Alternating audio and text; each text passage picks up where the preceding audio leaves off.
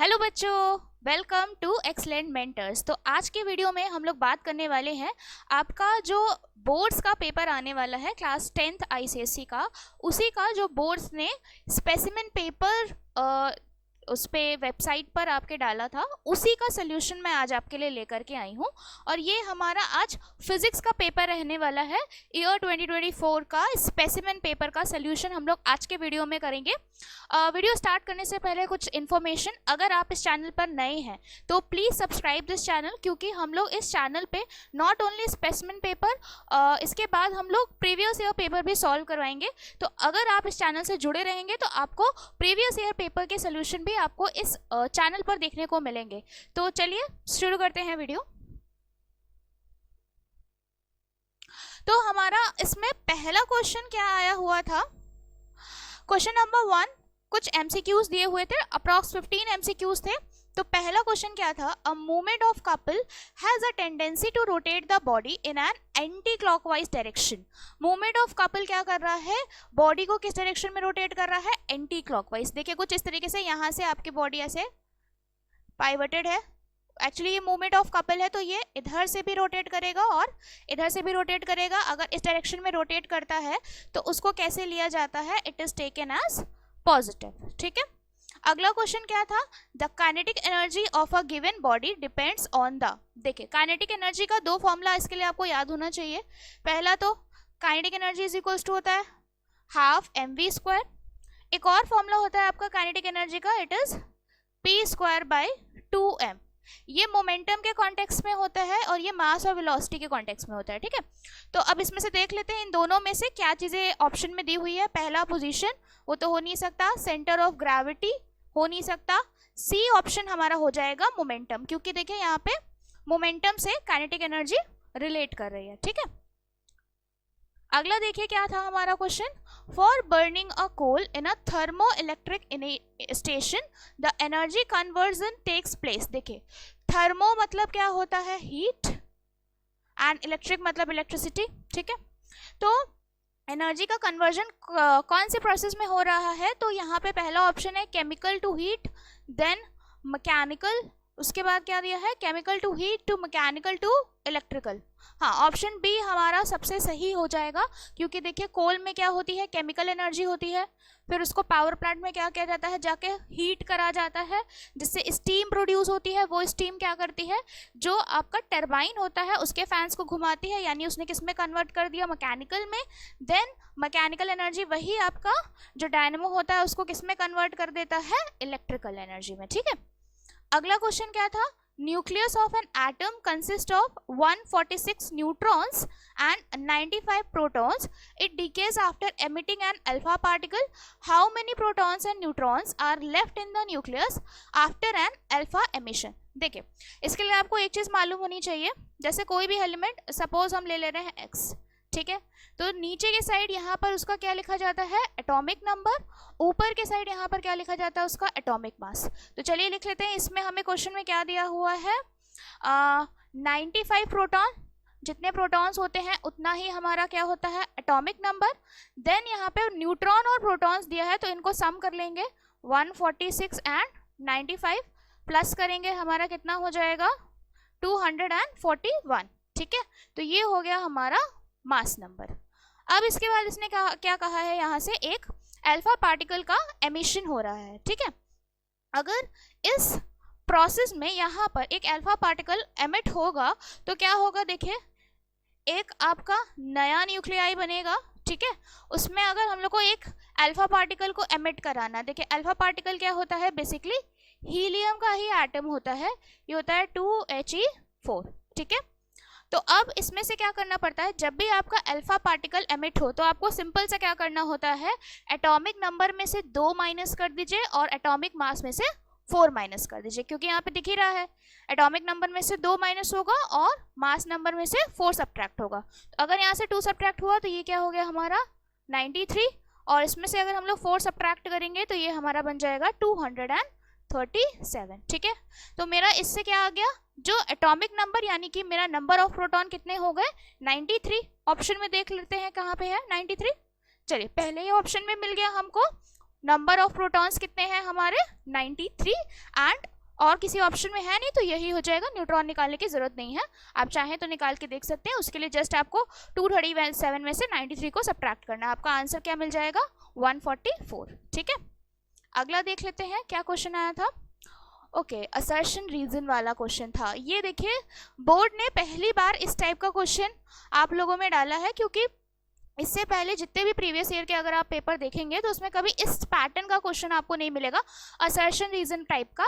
ये actually CBSE boards में ज़्यादा पूछा जाता है, फर्स्ट टाइम आप लोगों में भी इस टाइप का क्वेश्चन आया है। होता कुछ नहीं है, जस्ट आपको एक स्टेटमेंट दी रहती है और उससे पूछता है कि और एक रीज़न दिया रहता है। दोनों स्टेटमेंट को पढ़ करके आपको समझना होता है क्या ये स्टेटमेंट सही है, क्या ये स्टेटमेंट सही है, क्या ये स्टेटमेंट इस स्टेटमेंट का रीज़न करेक्ट है या नहीं है। ठीक है, तो देखिए पहला स्टेटमेंट हमें क्या दिया हुआ था, infrared radiations travel long distance through dense fog and mist, बिल्कुल सही बात है। इसका रीजन इसने क्या बताया है, infrared radiation undergoes minimal scattering in earth's atmosphere, बिल्कुल सही बात है, क्योंकि इंफ्रारेड रेडिएशन का स्कैटरिंग बहुत ही कम होता है, इसी वजह से तो वो लॉन्गर डिस्टेंस ट्रैवल कर पाते हैं। तो इसका हमारा ऑप्शन हो जाएगा both assertion and reason are true. ठीक है, नेक्स्ट क्वेश्चन क्या था, for a convex lens the minimum distance between an object and its real image in terms of focal length for a given lens must be. चलिए देखिए convex lens यहाँ पे draw कर लेते हैं, इस तरीके का होता है। यहाँ पे हो जाएगा आपका f1, इधर हो गया 2f1, इस साइड हो गया f2 एंड 2f2। ठीक है, अब ये जो क्वेश्चन है इसमें आपको क्या करना पड़ेगा, जब ऑब्जेक्ट आपका 2f पे रखा होता है तो देखिए इससे एक रे ऐसे पैरेलल जाती है, f2 से पास होती है, दूसरी रे ऑप्टिकल सेंटर से जाती है तो उसी डायरेक्शन में एग्जैक्ट सीधे निकल जाती है। ठीक है, तो जब ऑब्जेक्ट आपका 2f पे रखा होता है तो इमेज भी क्या कहाँ बनती है, 2f2 पे बनती है। अगर इनके बीच की डिस्टेंस हम लोग देखें, इधर से 2f और इधर से 2f ऐड हो जाएगा तो आपका आंसर क्या बन जाएगा 4f। ठीक है, तो इस वाले पर्टिकुलर क्वेश्चन का आंसर आपका 4f होगा। बाकी सारे केसेस में मिनिमम डिस्टेंस आपको इतनी नहीं मिलेगी। ठीक है, तो आपका इस क्वेश्चन का आंसर बनेगा 4f।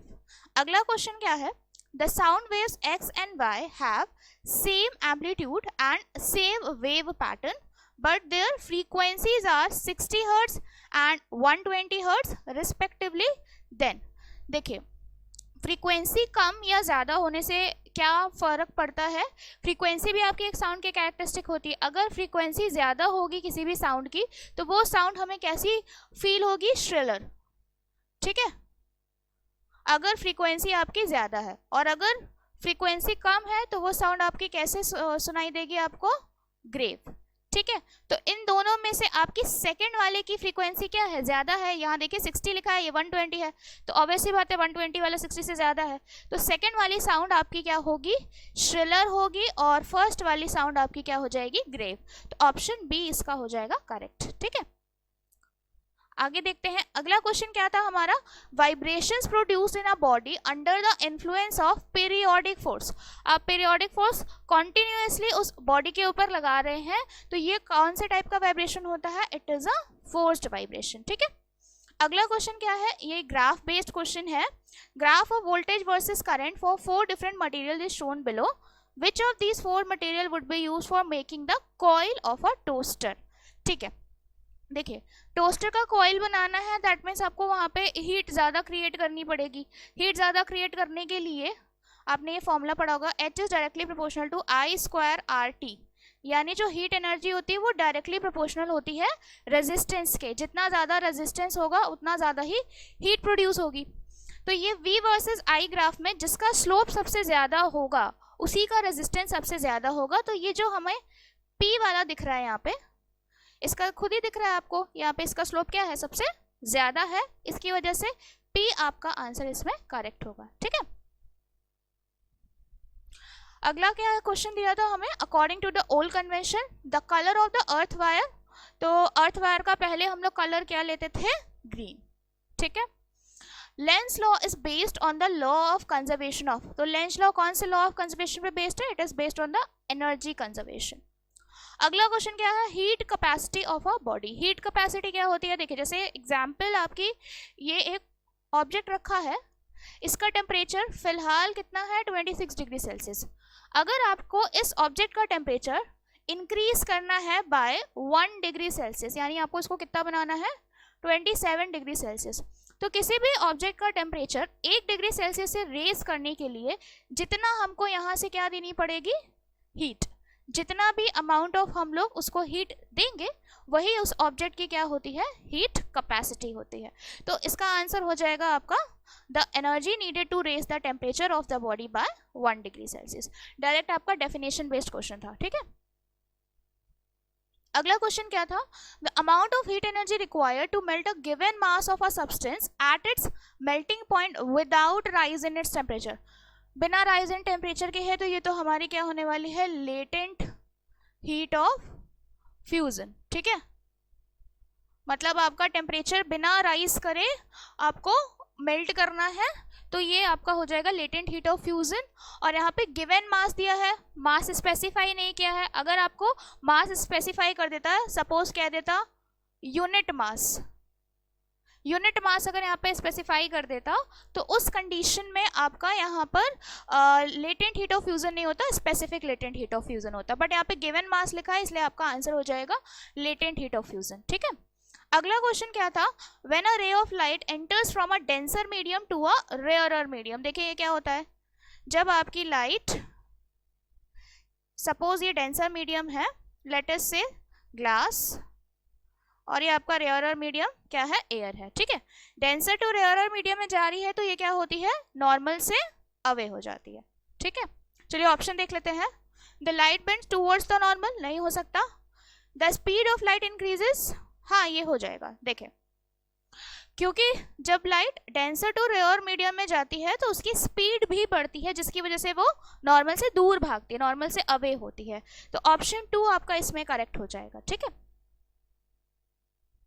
अगला क्वेश्चन क्या दिया था, a endoscope uses optical fibre to transmit high resolution images of an internal organs without loss of information, the phenomena of light that governs the functioning of the optical fibre. देखिए ये एक optical fibre के working से related एक diagram है। यहाँ पे आप देख सकते हैं इस एलईडी से एक रे एंटर करी है, फिर यहाँ से इस सरफेस स्ट्राइक करके फिर रिफ्लेक्ट करी है, फिर रिफ्लेक्ट किया है, मल्टीपल टाइम्स यहाँ पे रिफ्लेक्शन हो रहा है। ये कौन सा फिनोमिना होता है, ये आपका फिनोमिना होता है टोटल इंटरनल रिफ्लेक्शन, ठीक है। ऑप्टिकल फाइबर है तो सीधा आपका आंसर हो जाएगा टोटल इंटरनल रिफ्लेक्शन। कुछ इस तरीके से इसमें वर्किंग होती है, ठीक है। चलिए क्वेश्चन नंबर 1 फिनिश हो गया है। अब क्वेश्चन नंबर 2 की ओर बढ़ते हैं। क्वेश्चन नंबर 2 में पहला क्वेश्चन क्या था, name the principle on which a lever works. Lever कौन से प्रिंसिपल पे वर्क करता है, पढ़ा होगा आप लोगों ने, sum of anti clockwise movement is equals to sum of clockwise movement, यानी कि प्रिंसिपल ऑफ मूवमेंट्स, ठीक है। इसका आंसर हो जाएगा आपका प्रिंसिपल ऑफ मूवमेंट्स। अगला क्वेश्चन क्या था, which radiation that are emitted during the decay of a nucleus having highest penetrating power, highest penetrating power आपकी होती है गामा रेडिएशंस की, ठीक है। और does the emission of the above mentioned radiation result in a change in the mass number, तो इसका answer होगा आपका नो। मास नंबर में कोई चेंज नहीं होता, क्योंकि जो आपके गामा रेडिएशंस होते हैं ना तो इनके ऊपर कोई मास रहता है ना ही ये चार्ज होता है, ये आपके न्यूट्रल रहते हैं। नेक्स्ट क्वेश्चन क्या था, a metre rod made of copper and steel as shown in the diagram. ये आपकी मीटर रॉड यहाँ पर बनाई गई है। एक साइड जो इसका इतना वाला हिस्सा है, इधर वाला, वो बना हुआ है आपका कॉपर से, और इधर वाला जो हिस्सा है वो बना हुआ है आपका स्टील से। क्वेश्चन हमसे क्या पूछा है, weight of copper and steel are 10 newton and 8 newton. Copper का वेट आपको दिया हुआ है यहाँ पे 10 न्यूटन एंड स्टील का वेट दिया हुआ है यहाँ पे आपको 8 न्यूटन, ठीक है। कॉपर का यहाँ पे वेट ज्यादा है। On which part does the centre of gravity lie, 0 to 50 और 50 to 100। देखिए इन दोनों में वेट किसका ज्यादा है, कॉपर का ज्यादा है। एंड एज वी नो जो सेंटर ऑफ ग्रेविटी होती है उस तरफ शिफ्ट हो जाती है जिस साइड आपका मास ज्यादा होगा, ठीक ठीक है। तो इस वाले केस में क्या है, मास आपका कॉपर के साइड ज्यादा है, तो आपका आंसर बनेगा 0 to 50 वाले रीजन में आपकी सेंटर ऑफ ग्रेविटी लाई करेगी। अगर ये पूरा का पूरा यूनिफॉर्म होती, मतलब कि अगर एक ही मटेरियल से बनी होती ये रॉड, तो उस कंडीशन में आपका centre of gravity middle point पे लाई करता, यानी 50 पे लाई करता। बट एक साइड वेट ज्यादा है, मास ज्यादा है, जिसकी वजह से इसकी जो सेंटर ऑफ ग्रेविटी लाई करेगी 0 to 50 में। अगला क्वेश्चन ये जस्टिफाई ही करने को बोला है, तो मैंने अभी आपको इसका रीजन बता दिया है, because centre of gravity shifts where the mass of the body is more. तो इस साइड मास ज्यादा है, जिसकी वजह से सेंटर ऑफ ग्रेविटी शिफ्ट हो जाएगी। तो इसको आप अपने ओन वर्ड्स में लिख सकते हैं, ठीक है। अगला क्वेश्चन क्या था, एक लीवर यहाँ पे आपको शो किया हुआ है और फिर पूछा है आपसे identify the type of liver. चलिए इसका कॉन्सेप्ट देख लेते हैं। सबसे पहले आपको ये याद होना चाहिए, FLE, फ्ली कॉन्सेप्ट, ठीक है। इसमें क्या होता है, ये बनता है आपका क्लास फर्स्ट लीवर, ये बनता है क्लास सेकंड लीवर, और ये बनता है क्लास थर्ड लीवर। अगर फल्क्रम बीच में होता है तो फर्स्ट लीवर, लोड बीच में होता है तो सेकंड लीवर, और एफर्ट बीच में होता है तो थर्ड लीवर। इसमें देख लीजिए एफर्ट हमारा बीच में है, जिसकी वजह से ये कौन से टाइप का लीवर बनेगा, क्लास थर्ड लीवर बनेगा, ठीक है। अगला क्वेश्चन हमसे इसमें क्या पूछा था, कैलकुलेट इट्स मैकेनिकल एडवांटेज। हमें इसकी क्या बतानी है, मैकेनिकल एडवांटेज। तो मैकेनिकल एडवांटेज का देखिए फॉर्मूला क्या होता है, mechanical advantage is equals to effort arm by load arm, ठीक है। एफर्ट आर्म क्या होती है और लोड आर्म क्या होती है, देखिए एफर्ट आर्म होती है the distance between fulcrum and effort. तो ये डिस्टेंस आपकी कितनी है यहाँ पे, 0.1 मीटर। एंड लोड आर्म से कितनी डिस्टेंस है, टोटल देख लेते हैं, 0.1 प्लस 0.4 यानी कि टोटल डिस्टेंस हो गई हमारी 0.5 मीटर, ठीक है। ये हो गया आपका 0.5, डेसिमल यहाँ से हटाएंगे, 1/5 है, तो आपका आंसर हो जाएगा 0.2, ठीक है। मैकेनिकल एडवांटेज है इसलिए वहाँ पे यूनिट नहीं बनेगी। अगला क्वेश्चन क्या था हमारा, two bodies A and B have same kinetic energies, compare there velocities of mass of A, यहाँ पे क्या दिया है, mass of A is 4 times the mass of B, okay, 4 times the mass of B। A वाली body का मास B वाली body के मास के 4 times के बराबर है, और हमें यहाँ पे इनकी काइनेटिक एनर्जी सेम दे करके रखी है, और वेलोसिटीज को कंपेयर करना बेसिकली उनका रेशियो निकालना होता है। तो देखिए पहली इंफॉर्मेशन तो इसने हमें यहाँ पे क्या दे करके रखी है कि काइनेटिक एनर्जी दोनों बॉडीज की सेम है। पहली वाली बॉडी की काइनेटिक एनर्जी सपोज हम लोग मान लेते हैं Ka है, और दूसरी वाली बॉडी की काइनेटिक एनर्जी Kb, दोनों इक्वल है इसलिए इक्वल में रखा। काइनेटिक एनर्जी का फॉर्मूला क्या होता है, हाफ mv²। तो फर्स्ट वाली बॉडी के लिए हम लोग यहाँ पे लिखेंगे हाफ ma का square is equals to half mb का स्क्वायर, ठीक है। अब देखिए हाफ से हाफ आपका कैंसिल हो जाएगा, और यहाँ पे क्वेश्चन में मेंशन था कि जो मास ऑफ A है वो इक्वल है किसके, 4 times of mass of B के। तो आप मास ऑफ A की जगह सब्स्टिट्यूट कर दीजिए क्या, 4 times of mass of B, ठीक है। और यहाँ पे हो गया mb vb का स्क्वायर, mb से mb कैंसिल, ठीक है। अब इसको इस साइड सेंड कर दीजिए और इसको इस साइड सेंड कर दीजिए, ठीक है। देखिए यहाँ पे क्या करिए, va स्क्वायर यहीं पे रह जाएगा, vb स्क्वायर नीचे आ जाएगा डिवाइड में, यहाँ पे बचा है 1 और 4 यहाँ डिवाइड में चलाएगा, ठीक। अब यहाँ पे दोनों के ऊपर स्क्वायर लगा है, तो इस स्क्वायर को इधर सेंड करेंगे तो ये क्या बन जाएगा, va by vb is equals to square root of 1/4, और अगर आप इसका स्क्वायर निकालेंगे तो आंसर क्या हो जाएगा, 1/2, यानी हमारा रेशियो क्या बनने वाला है, 1:2, ठीक है। अगला क्वेश्चन इसमें हमें क्या दिया था, draw a graph of potential energy versus height from the ground for a body thrown vertically upwards, ठीक है। तो जैसे जैसे आपकी हाइट बढ़ती है वैसे वैसे पोटेंशियल एनर्जी भी बढ़ती है, यानी आपका ये ग्राफ कुछ इस तरीके से बनेगा। यहाँ पे आप लिख दीजिए हाइट और यहाँ पे लिख दीजिए potential energy U, in joules लिख सकते हैं, यहाँ पे इन मीटर्स लिख सकते हैं। उसके बाद इस ग्राफ को आपको कुछ ऐसे बनाना है, ठीक है। क्योंकि हाइट के साथ पोटेंशियल एनर्जी भी बढ़ती है, तो इस तरीके से बनेगा। और ये जहाँ पर पहुँचे यहाँ पे आप लिख दीजिए मैक्सिमम हाइट यहाँ पे h, एंड देन ये जहाँ पे मैक्सिमम हाइट पे पहुँच रही है यहाँ पे लिख दीजिए पोटेंशियल एनर्जी mgh। ठीक है, इसके बाद क्या आया हुआ था, दो कॉपर वायर्स A और B हैं जिनकी थिकनेस क्या है, बिल्कुल सेम दी हुई है और दोनों के दोनों रूम टेम्परेचर पे हैं। The length of A is twice, यानी लेंथ ऑफ A क्या है, ट्वाइस है लेंथ ऑफ B के। हमें क्या करना है, उनके रेजिस्टेंस को कंपेयर करना है। तो जैसे अभी मैंने पिछला वाला क्वेश्चन किया था उसी तरीके से चलेंगे। रेजिस्टेंस का फॉर्मूला क्या होता है, रो एल बाय ए। ठीक है, अगर फर्स्ट ए वाले के लिए बात करेंगे तो हम इसको रिप्रेजेंट कर सकते हैं R A L A and area of A, and R B is equals to rho L B upon area of B. ठीक, अब हमको इनको कंपेयर करना है तो इन दोनों को डिवाइड कर दीजिए।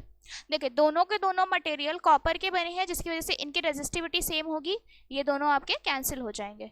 दोनों की थिकनेस भी बिल्कुल सेम है जिसकी वजह से इनका एरिया भी सेम होगा, तो एरिया भी हमारा हो जाएगा कैंसिल।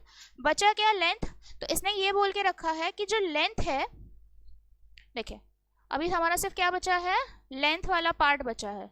तो लेंथ वाले में इसने क्या कहा है, जो ए वाली लेंथ है वो किसके इक्वल है, 2 ऑफ एल बी। तो उसकी जगह आप सब्स्टिट्यूट कर दीजिए 2 एल बी, और यहाँ पे क्या लिखा हुआ है एल बी, एल बी से एल बी कैंसिल, तो आपका रेशियो क्या आ गया 2:1। अगर आप इसको इतना लेंदी नहीं करना चाहते हैं तो डायरेक्टली भी आप इसको लिख सकते हैं। जैसे हम जानते हैं कि रेजिस्टेंस डायरेक्टली प्रोपोर्शनल होता है लेंथ के, और बाकी सारी चीज़ें सेम है। अगर आपकी लेंथ पहले वाले की डबल है दूसरे वाले से, तो रेजिस्टेंस भी क्या हो जाएगा 2:1 हो जाएगा, वो भी डबल ही रहेगा। ठीक है, अगला इसमें क्या था, कंपेयर देयर रेजिस्टिविटीज। तो रेजिस्टिविटी क्या होती है, मटेरियल पे डिपेंड करती है कि हमने कौन सा मटेरियल चूज किया, कॉपर का है कि कौन सा वायर, हम किस मटेरियल का वायर वहाँ पे इंसर्ट कर रहे हैं। तो यहाँ पे दोनों के दोनों वायर किस मटेरियल के बने हुए हैं, कॉपर के बने हुए हैं, जिसकी वजह से रेजिस्टिविटी का रेशियो क्या हो जाएगा 1:1। ठीक, तो हमारा अगला क्वेश्चन क्या था, name the waves used for echo depth sounding. तो ये हमारी कौन सी वेव्स होती हैं, अल्ट्रासोनिक वेव्स। ठीक है, इसमें नेक्स्ट क्वेश्चन हमसे क्या पूछा था, give one reason for their use in the above application. Ultrasonic waves का क्यों इस्तेमाल किया जाता है इस पर्पस के लिए, क्योंकि अल्ट्रासोनिक वेव्स में क्या होती है, हाई फ्रीक्वेंसी होती है। ठीक है, अब ये हाई फ्रीक्वेंसी होने की वजह से ये काफी लॉन्गर डिस्टेंस तक ट्रैवल कर सकती हैं। फ्रीक्वेंसी ज़्यादा है जिसकी वजह से ये काफ़ी ज़्यादा लॉन्गर डिस्टेंस तक ट्रैवल कर सकती हैं, इसीलिए अबव फिनोमिना में हम लोग अल्ट्रासोनिक वेव्स का यूज़ करते हैं। ठीक, और भी रीजंस हैं लेकिन यहाँ पे आपका सूटेबल यही पड़ेगा। अगला क्वेश्चन क्या था हमारा, refer to the diagram given below A, lens with 2 different refractive indices is shown. If the rays are coming from a distant object then how many images will be seen. देखिए इस वाले question का answer तो आपका 2 होगा, यहाँ पे आपकी 2 इमेजेस बनने वाली है, लेकिन इसके लिए 2 केसेस हो सकते हैं क्योंकि हमें बताया नहीं है कि दोनों में से कौन सा रिफ्रैक्टिव इंडेक्स ज्यादा है। देखिए 2 फिनोमिना बनेंगे इसमें। सबसे पहली चीज इसने बोला है कि जो ऑब्जेक्ट है वो काफी डिस्टेंट पे है, डिस्टेंट है तो उससे जो रेज आती हैं वो हमेशा पैरेलल आती हैं। अब इसमें 2 केसेस क्या बनने वाले हैं, पहला केस तो देखिए ये बन सकता है μ1 इज ग्रेटर देन μ2, यानी कि ऊपर वाला जो पार्ट है उसका रिफ्रैक्टिव इंडेक्स ज्यादा है एज कंपेयर टू बिलो। ठीक है, नीचे वाले से रिफ्रैक्टिव इंडेक्स ज्यादा है। तो इस वाले केस में आपको एक रिलेशन मालूम होना चाहिए, mu is inversely proportional to the focal length. इसका मतलब ये होता है कि जितना ज्यादा रिफ्रैक्टिव इंडेक्स होगा उसका फोकल लेंथ उतना कम बनने वाला है। तो पहला वाला सिनेरियो मैंने ये माना है कि ऊपर वाले का रिफ्रैक्टिव इंडेक्स ज्यादा है as compare to the below one, तो इस वाले केस में आपका रिफ्रैक्टिव इंडेक्स क्या होगा, थोड़ा सा कम बनेगा। यहाँ पे सपोज इसका फोकल आ गया, और नीचे वाले केस में इसका रिफ्रैक्टिव इंडेक्स कम है जिसकी वजह से इसका फोकल थोड़ा आगे बनेगा, मान लीजिए सपोज यहाँ पर बनेगा। तो ये हमारा पहला टाइप का डायग्राम हो गया, इस तरीके से यहाँ दो इमेजेस बनी। दूसरा केस इसका जस्ट रिवर्स हो जाएगा आपका, उसमें क्या होगा, μ2 इज ग्रेटर देन μ1, यानी नीचे वाले का रिफ्रैक्टिव इंडेक्स ज्यादा है और ऊपर वाले का कम है। तो बस सिंपल इसमें क्या होगा, ऊपर वाले में जो इमेज बनेगी वो थोड़ा सा दूर बनेगी और नीचे वाले में थोड़ा सा नजदीक बनेगी उससे, ठीक है। और इसका आंसर बस आपको इसमें इतना लिखना है कि दो इमेजेस बनने वाली हैं। अगला क्वेश्चन इसमें क्या दिया था, a glass lens always forms a virtual erect and diminished image of an object kept in front of it, identify the type of lens. देखिए वर्चुअल बन रही है, इरेक्ट बन रही है, डिमिनिश्ड बन रही है। तो वर्चुअल हमेशा कौन से लेंस में बनती है, तो इसका आंसर होगा आपका कॉनकेव लेंस, ठीक है। कॉनकेव लेंस में हमेशा वर्चुअल, इरेक्ट और डिमिनिश्ड ही बनती है। अगला क्वेश्चन क्या था, it is observed that the house circuits are arranged in parallel combination give two advantages of this arrangement। मतलब घरों में जो सर्किट लगाए जाते हैं वो हमेशा पैरेलल कॉम्बिनेशन में लगाए जाते हैं, सीरीज में नहीं लगाए जाते हैं। इसी का दो एडवांटेज बताना था। तो एडवांटेज नंबर 1 हमारा क्या हो जाएगा, ताकि हमारे घरों में जितने भी अप्लायंस यूज हो रहे हैं, ठीक है, suppose it is TV, cooler, fridge, जितने भी हमारे घरों में इक्विपमेंट्स काम कर रहे हैं, उन सारे के सारे अप्लायंस को सेम एनर्जी मिले, ठीक है। पहला एडवांटेज तो हमारा ये हो गया कि जितने भी अप्लायंस हम लोग घरों में इस्तेमाल कर रहे हैं उन सब के सब सारे अप्लायंस को सेम एनर्जी मिलती है जब हम लोग उसको पैरेलल कॉम्बिनेशन में लगाते हैं। दूसरा ये होगा, इसको आप अपने ओन वर्ड में बना सकते हैं कि अगर पैरेलल कॉम्बिनेशन में क्या होता है कि अगर एक भी इक्विपमेंट मान लीजिए खराब हो गया, पैरेलल कॉम्बिनेशन आपका कुछ ऐसा होता है इस अकॉर्डिंग, ठीक है। अगर पैरेलल अरेंजमेंट में कोई एक भी आपका इक्विपमेंट मान लीजिए खराब हो गया, सपोज ये वाला बीच वाला खराब हो गया, तो इसका इम्पैक्ट बाकी दोनों पे नहीं पड़ेगा, बाकी दोनों अपने सेम एनर्जी से चलते रहेंगे, उनको कोई इफेक्ट नहीं पड़ेगा। बीच वाला खराब हो गया तो वो अपना खराब रहेगा, बाकी दोनों अपने काम करते रहेंगे। तो दूसरा इसका एडवांटेज ये होता है कि पैरेलल अरेंजमेंट में अगर कोई कहीं पर कोई भी एक अप्लायंस में कुछ गड़बड़ी, शॉर्ट सर्किट या कुछ भी ऐसा हुआ तो बाकी सारे अप्लायंस पे उसका कोई इम्पैक्ट नहीं पड़ता। इसको आप अपने ओन लैंग्वेज में ये एडवांटेज लिख सकते हैं, ठीक है। थर्ड क्वेश्चन क्या था, a transformer is used to change a high alternating EMF to a low alternating EMF of the same frequency, ठीक है। पहला क्वेश्चन इसमें बोला है कि identify the type of transformer used for the above purpose.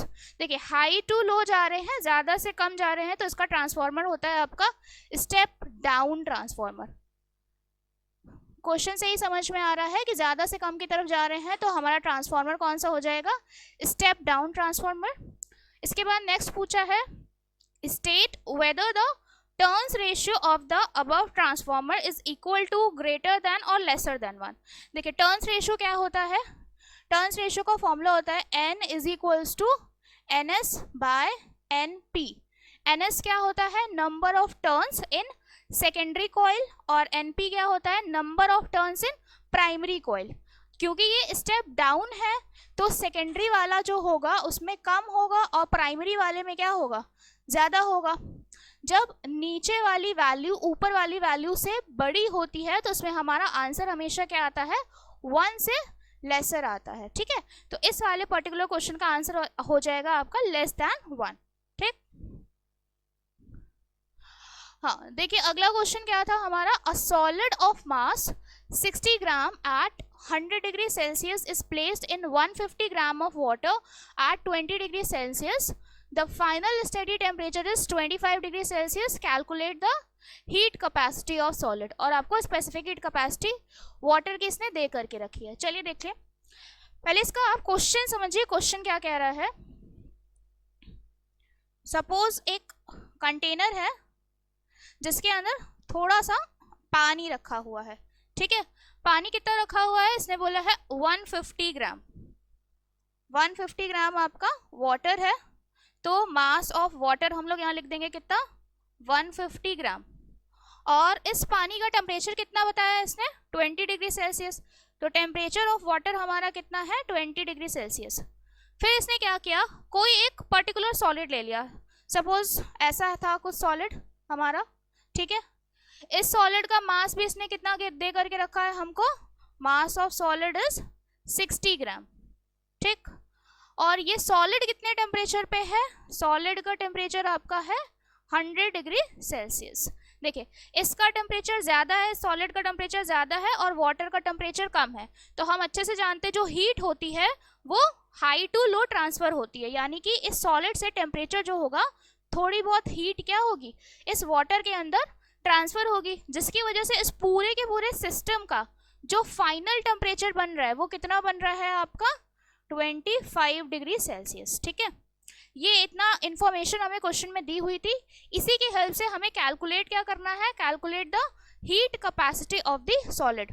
हमें इस सॉलिड की क्या बतानी है, हीट कैपेसिटी बतानी है। देखिए इसके लिए आपका एक प्रिंसिपल यूज होने वाला है जो कि आप लोगों ने पढ़ा होगा कैलोरीमेट्री में, heat lost is equals to heat gained.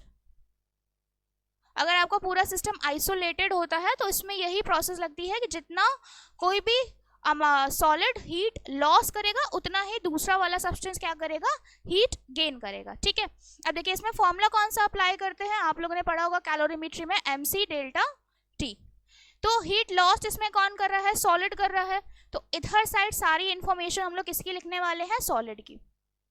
Heat gain कौन कर रहा है, पानी गेन कर रहा है, तो इधर साइड सारी चीजें हम लोग किसकी लिखेंगे, वाटर की।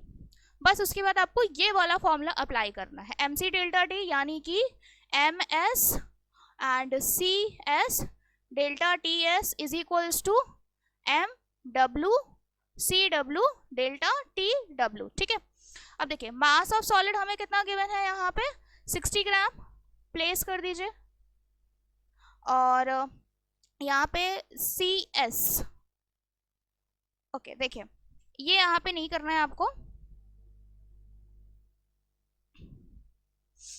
देखिए यहाँ पे ये आपको पुट नहीं करना है। इसका रीजन क्या है, क्योंकि यहाँ पे क्वेश्चन हमसे क्या पूछा है, calculate the heat capacity of solid. हमें सॉलिड की हीट कैपेसिटी निकालनी है, स्पेसिफिक हीट कैपेसिटी नहीं निकालनी है। सी क्या होता है हमारा, स्पेसिफिक हीट कैपेसिटी।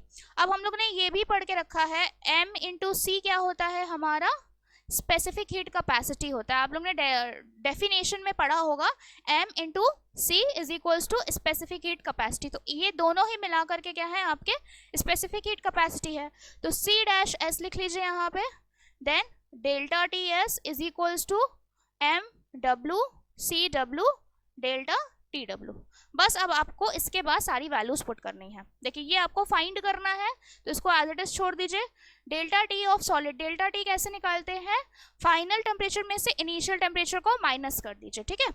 तो इसमें क्या हो रहा है, पहले इसका टेम्परेचर कितना था, 100 डिग्री सेल्सियस था, फिर पूरे सिस्टम का कितना हो गया 25, तो 100 माइनस 25 कर देंगे तो यहाँ पर आपका कितना बन जाएगा 75, ठीक है। मास ऑफ वाटर, वाटर का मास कितना गिवन है आपको 150 gram into specific heat capacity water की हमें यहाँ दे करके रखी है कितनी 4.2 जूल, और इसका जो डेल्टा टी हो जाएगा, देखिए वाटर पहले कितने पर था 20 पर था, फिर फाइनली कितना बन गया 25 पे, यानी 25 माइनस 20 ये कितना हो गया यहाँ पर 5 हो गया, ठीक है। बस आपको इसी को सॉल्व करना है। देखिए 5 से 75 कैंसिल होगा 15 टाइम्स में, 15 से 150 कैंसिल होगा आपका 10 टाइम्स में, 10 से 4.2 को मल्टीप्लाई कर देंगे, आपका क्या आ जाएगा 42, ठीक है।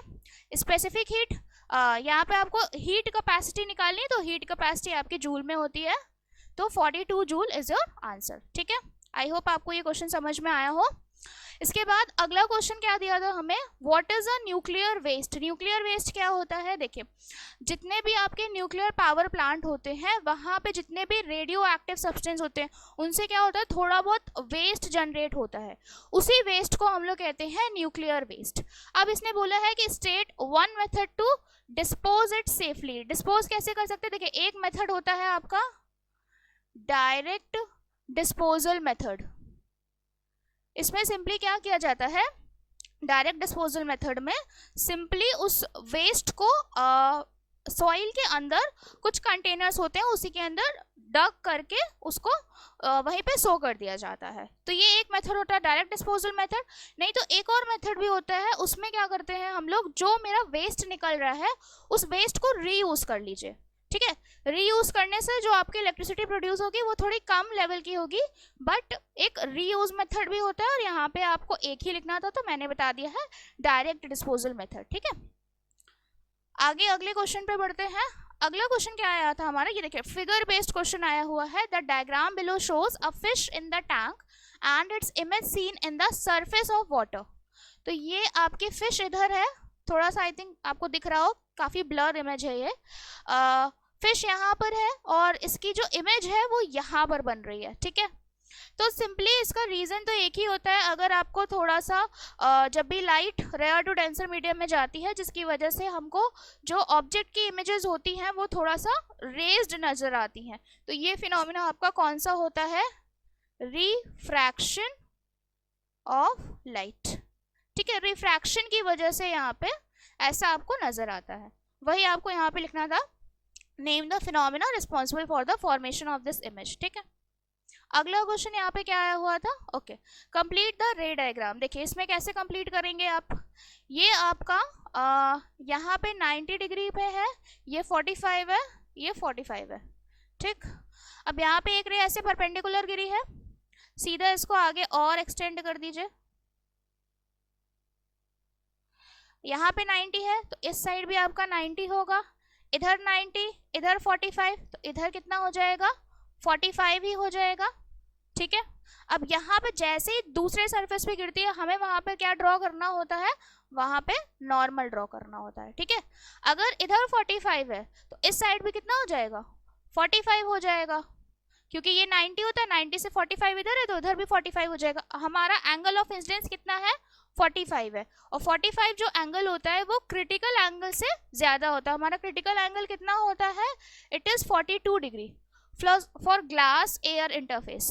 ये 45 पे इंसिडेंस कर रहा है, तो जब भी क्रिटिकल एंगल से ज्यादा पर अगर आपका एंगल ऑफ इंसिडेंस होता है तो लाइट क्या करती है, टोटली इंटरनली रिफ्लेक्ट करती है। तो यहाँ पर क्या हो जाएगा, लाइट आपके रिफ्लेक्ट करेगी। यहाँ पे 45 है तो इधर भी क्या हो जाएगा आपका 45, और यहाँ पर भी क्या बनने वाला है, 45 ही बनने वाला है। ठीक, अब आप वापस गए इस सरफेस की तरफ, तो इस सरफेस में इधर 45 है, इधर 45 है, तो यहाँ पर कितना बन जाएगा, 90 बन जाएगा, क्योंकि ट्रायंगल के तीनों एंगल का सम 180 होता है, आप जानते हैं। तो जब ये 90 पे स्ट्राइक करती है किसी भी सरफेस पे तो अनडेविएटेड ये सीधे बाहर निकल जाएगी।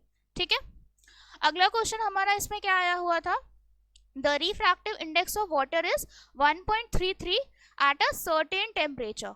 When the temperature of water is increased by 40 degree Celsius, the refractive index changes to x। अच्छा, मतलब पहले मेरा किसी वाटर का रिफ्रैक्टिव इंडेक्स 1.33 था, हमने टेम्परेचर को रेस किया तो उसका रिफ्रैक्टिव इंडेक्स चेंज होकर के क्या बन गया, x है। अब इसने ये बताया, पूछा है हमसे कि x की वैल्यू बताइए 1.33 से कम होगी कि 1.33 से ज्यादा होगी। तो जो रिफ्रैक्टिव इंडेक्स होता है वो टेम्परेचर के इनवर्सली प्रोपोर्शनल होता है। अगर हम लोग टेम्परेचर बढ़ाते हैं तो रिफ्रैक्टिव इंडेक्स क्या होता है, कम होता है, क्योंकि टेम्परेचर बढ़ाने से वो जो मीडियम होता है वो डेंसर टू रेयर बनने लगता है, तो रिफ्रैक्टिव इंडेक्स भी उसका क्या होगा, कम हो जाएगा, जिसकी वजह से हमारा आंसर क्या बनेगा, x की वैल्यू 1.33 से कम होने वाली है। ठीक है, देखिए फिर अगला क्वेश्चन क्या था हमारा, ओके, थ्योरी क्वेश्चन है, state two difference between normal reflection and total internal reflection. इन दोनों के बीच में दो डिफरेंस लिखने हैं। तो देखिए दो डिफरेंस आप क्या क्या लिख सकते हैं, पहला तो नॉर्मल रिफ्लेक्शन में जो रिफ्लेक्शन होता है उसमें केवल कुछ पार्ट लाइट का जो होता है वो रिफ्लेक्ट होता है, only some part of light is gets reflected. But total internal reflection में क्या होता है, होल पार्ट, पूरा का पूरी लाइट एनर्जी आपकी रिफ्लेक्ट होती है। इसमें कुछ पार्ट ही आपका रिफ्लेक्ट होता है, बाकी सारा पार्ट आपका रिफ्रैक्ट भी हो जाता है। और दूसरा पॉइंट आप क्या लिख सकते हैं, यहाँ पे लॉस ऑफ एनर्जी होती है। ठीक है, इसमें एनर्जी का थोड़ा लॉस होता है क्योंकि कुछ पार्ट ही रिफ्लेक्ट हो पाता है। और इस वाले में आप दूसरा पॉइंट ये बना सकते हैं, there is no loss of energy, यहाँ पे कोई भी एनर्जी का लॉस नहीं होता है। बाकी अपने से आप चाहें तो और कोई पॉइंट बना सकते हैं। अगला क्वेश्चन देखिए क्या आया हुआ था, इसमें डायग्राम आपको यहाँ पर दे करके रखा है, इससे रिलेटेड क्वेश्चन हमसे पहला क्या पूछा है, name and define the phenomena responsible for seeing the image at a different position. तो यहाँ डिफरेंट पोजीशन पे, जैसे ऑब्जेक्ट आपका यहाँ पर है लेकिन उसकी इमेज यहाँ पर बन रही है, इसका हमसे रीजन पूछा है कि कौन सा फिनोमेना इसके लिए रिस्पॉन्सिबल है। तो that phenomena is refraction of light. उसके बाद आपको इसकी डेफिनेशन लिखनी है। आई होप आप डेफिनेशन तो इसकी बना ही लेंगे। तो इसकी डेफिनेशन, चलो, तो इसकी डेफिनेशन क्या बनेगी? द चेंज इन द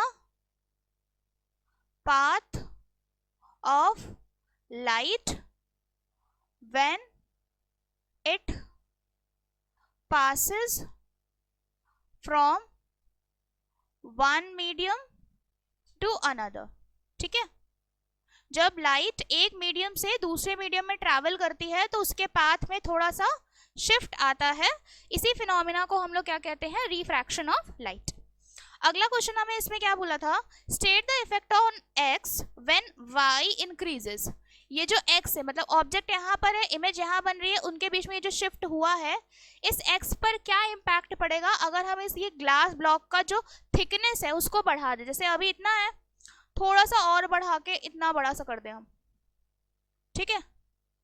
तो देखिए ये जो डिस्प्लेसमेंट होता है इसमें, इस टर्म को बोला जाता है lateral displacement. Lateral displacement directly proportional to mu I T upon lambda, यानी थिकनेस के जो ये डायरेक्टली प्रोपोर्शनल होता है, ठीक है। ग्लास स्लैब की थिकनेस के डायरेक्टली प्रोपोर्शनल होता है। अगर हम इसको इंक्रीज कर रहे हैं तो मेरा एक्स भी क्या हो जाएगा? इंक्रीज हो जाएगा, और अगर हम इसको डिक्रीज कर रहे हैं तो हमारा एक्स भी क्या हो जाएगा? डिक्रीज हो जाएगा, ठीक है। ये दो क्वेश्चन इसमें हमसे पूछा था। चलिए नेक्स्ट क्वेश्चन हमारा क्या था? An object is placed at a distance 24 centimetre in front of a lens of focal length 8 centimetre. देखिए क्या दिया हुआ है? यू दिया हुआ है हमारा कितना? 24 सेंटीमीटर माइनस साइन के साथ। फोकल लेंथ कितनी दी हुई है हमें? 8 सेंटीमीटर दी है। कॉन्वेक्स लेंस है इसलिए प्लस साइन के साथ रखेंगे। पूछा गया है हमसे nature of the image. Nature निकालने के लिए देखिए हमें क्या निकालना पड़ता है? v निकालना पड़ता है। अब v निकालने के लिए हम फॉर्मूला लगाएंगे। कौन सा? Lens formula. 1/f is equals to 1/v minus 1/u। 1/f is equals to 1/v की वैल्यू हमें फाइंड आउट करनी है, और u की वैल्यू हमें कितनी दी हुई है यहाँ पे? -24। तो माइनस माइनस यहाँ क्या हो जाएगा? प्लस। और यहाँ पे f की वैल्यू भी हम लोग लिख सकते हैं। f की वैल्यू यहाँ पर कितनी दी हुई है हमें? 8 सेंटीमीटर। तो यहाँ पे हमने रख दिया 8। अब v निकालना है तो इसको इधर शिफ्ट कर दीजिए। ये क्या हो जाएगा? 1/8 minus 1/24 is equals to 1/v। 8 और 24 का एलसीएम हमारा क्या बनेगा? 24। यहाँ पे हो गया 3 माइनस 1, तो ये क्या बन गया? 2/24। कैंसिल करेंगे तो हमारा आंसर आ जाएगा 1/12, यानी कि v की वैल्यू हमारी क्या बन गई? 12 सेंटीमीटर। देखिए अब आंसर हमारा प्लस में आया है, तो जब भी लेंस में आंसर आपका प्लस में आता है तो इसका नेचर क्या हो जाता है? Real and inverted. और इसके साथ साथ अगर आपको इसकी साइज निकालनी है तो उसके लिए आपको क्या निकालना पड़ेगा? मैग्निफिकेशन। मैग्निफिकेशन का फॉर्मूला क्या होता है? v/u। v की वैल्यू हमारी कितनी आई? 12, और u की वैल्यू हमारी कितनी है? -24। तो कैंसिल कर देंगे तो हमारा आंसर आ जाएगा -0.5 सेंटीमीटर। अब देखिए माइनस क्यों आया है? क्योंकि ये रियल एंड इन्वर्टेड है, और वैल्यू क्या है? 1 से कम है। तो 1 से जब भी कम होता है आपका आंसर, तो इमेज हमारी कैसी होती है? डिमिनिश्ड होती है, ठीक है। नेक्स्ट इसमें क्या पूछा था? Calculate the distance of the image. तो डिस्टेंस तो मैंने निकाल दी है, कितनी? 12 सेंटीमीटर, ठीक। अगला क्वेश्चन इसमें क्या था? When sunlight passes through water droplets in the atmosphere it gets dispersed into its constituent colours forming a rainbow. ये तो आपने ये जनरल लाइफ फिनोमिना है, देखा ही होगा कि जब धूप भी निकली हो और बारिश भी हो रही हो तो उस समय जब सन की लाइट बारिश की बूंदों से पास होती है तो उससे क्या बनता है? रेनबो का फॉर्मेशन होता है। ऐसा ही सिमिलर फिनोमिना हम लोग कब ऑब्जर्व करते हैं? जब लाइट किससे पास होती है? प्रिज्म से पास होती है। अब इसने क्वेश्चन हमसे क्या पूछा है? Which color will show the maximum angle of deviation और which color will show the minimum angle of deviation? देखिए इसके लिए आपको एक रिलेशन पता होना चाहिए। जो एंगल ऑफ डेविएशन होता है, it is inversely proportional to the wavelength, wavelength के इनवर्सली प्रोपोर्शनल होता है, यानी जिस कलर का वेवलेंथ ज्यादा होगा उसकी एंगल ऑफ डेविएशन सबसे कम बनने वाली है। तो हमारा कौन सा कलर ऐसा होता है जिसकी वेवलेंथ सबसे ज्यादा होती है, तो वो है हमारा रेड कलर, ठीक है, यानी वो सबसे मिनिमम डेविएशन शो करेगा। तो मिनिमम वाले में आपका मिनिमम एंगल ऑफ डेविएशन किसका बनेगा, आपका रेड का, और वेवलेंथ सबसे ज्यादा सबसे कम किस कलर की होती है, तो वो होता है आपका वॉयलेट। तो वॉयलेट आपका सबसे ज्यादा एंगल ऑफ डेविएशन शो करेगा, तो यहाँ पे इसका आंसर बन जाएगा वॉयलेट। अगला क्वेश्चन क्या था, if instead of sunlight a green colored ray is passed through a glass prism, what will be the color of the emergent ray? इसने बोला है कि प्रिज्म से व्हाइट लाइट की जगह अगर हम सिर्फ एक सिंगल कलर की लाइट यानी एक मोनोक्रोमैटिक रे डाल रहे हैं तो उससे कौन से कलर की लाइट निकल के बाहर आएगी, तो वो कलर आपका ग्रीन ही होगा, क्योंकि आपने ये पढ़ा होगा कि प्रिज्म अपने से कोई कलर प्रोड्यूस नहीं करता, वो सिर्फ लाइट को उसके कॉन्स्टिट्यूएंट कलर में स्प्लिट कर देता है। तो यहाँ पे अगर एक सिंगल कलर की रे जा रही है तो वही कलर की रे बाहर भी निकलेगी, ठीक है। अगला क्वेश्चन देखिए, इसमें क्या मिला था हमको, mixture of red blue green, इनका मिक्सचर दिया हुआ है, ये किससे पास हो रही है, अच्छा ये जो आपकी ये लाइन बनी हुई है ये एक्चुअली एक कॉन्वेक्स लेंस है, is shown in the diagram below. ये पूछा है state whether the ray passes through a single point या डिफरेंट डिफरेंट पॉइंट से पास करेंगे प्रिंसिपल एक्सिस पे आफ्टर रिफ्रैक्शन। तो देखिए इसके लिए आपको एक रिलेशन मालूम होना चाहिए, वो रिलेशन क्या होता है कि कलर ऑफ वेवलेंथ जो होता है, लाइट की कलर का जो वेवलेंथ होता है, it is directly proportional to the focal length. Wavelength of light is directly proportional to the focal length. ये रिलेशन आपके टेक्स्ट बुक में डायरेक्ट नहीं दिया हुआ है, इसको आपको समझना पड़ेगा। कैसे, देखें, जो आपका रिफ्रैक्टिव इंडेक्स होता है it is inversely proportional to the focal length, या फिर आप ऐसे भी कह सकते हैं focal length is inversely proportional to the refractive index, and similarly wavelength is also inversely proportional to the refractive index. ये दोनों बातें आप लोगों ने पढ़ी होगी टेक्स्ट बुक्स में कहीं ना कहीं, कि फोकल लेंथ भी इनवर्सली प्रोपोर्शनल होता है रिफ्रैक्टिव इंडेक्स के, वेवलेंथ भी इनवर्सली प्रोपोर्शनल होता है रिफ्रैक्टिव इंडेक्स के। अगर हम इन दोनों इक्वेशन को मिलाएंगे तो इससे हमारा ये रिलेशन निकल के आएगा कि wavelength is directly proportional to the focal length, यानी कि जिस कलर का वेवलेंथ ज्यादा है उसका फोकल लेंथ भी ज्यादा बनने वाला है, और जिसका वेवलेंथ कम है उसका फोकल लेंथ भी कम रहने वाला है। तो इन तीनों कलर में जो आपने पैटर्न पढ़ा होगा वेब-ग्योर, ठीक है, तो इसमें जो रेड कलर होता है इसका वेवलेंथ सबसे ज्यादा, उसके बाद जो ब्लू कलर होगा और ग्रीन कलर है तो ग्रीन कलर वाले का ब्लू कलर वाले से ज्यादा रहने वाला है, देन फिर आपका ब्लू कलर का आएगा सबसे लीस्ट फोकल लेंथ, यानी आपका किसका रहने वाला है, ब्लू कलर वाले का। तो चलिए इसका डायग्राम बता के दिखा देते हैं कैसे रहने वाला है। अगर रेड कलर की लाइट जाएगी तो इसका वेवलेंथ सबसे ज्यादा है, यानी इसका फोकल लेंथ सबसे आगे रहने वाला है यहाँ पे, ठीक है, ये हो गया आपका रेड कलर। इसके बाद अगर ग्रीन कलर का देखें तो ग्रीन कलर का वेवलेंथ रेड कलर से कम है तो ये थोड़ा सा पास बनेगा, ठीक। उसके बाद लास्ट में आपका ब्लू कलर है क्योंकि उसका वेवलेंथ इन तीनों में सबसे कम है।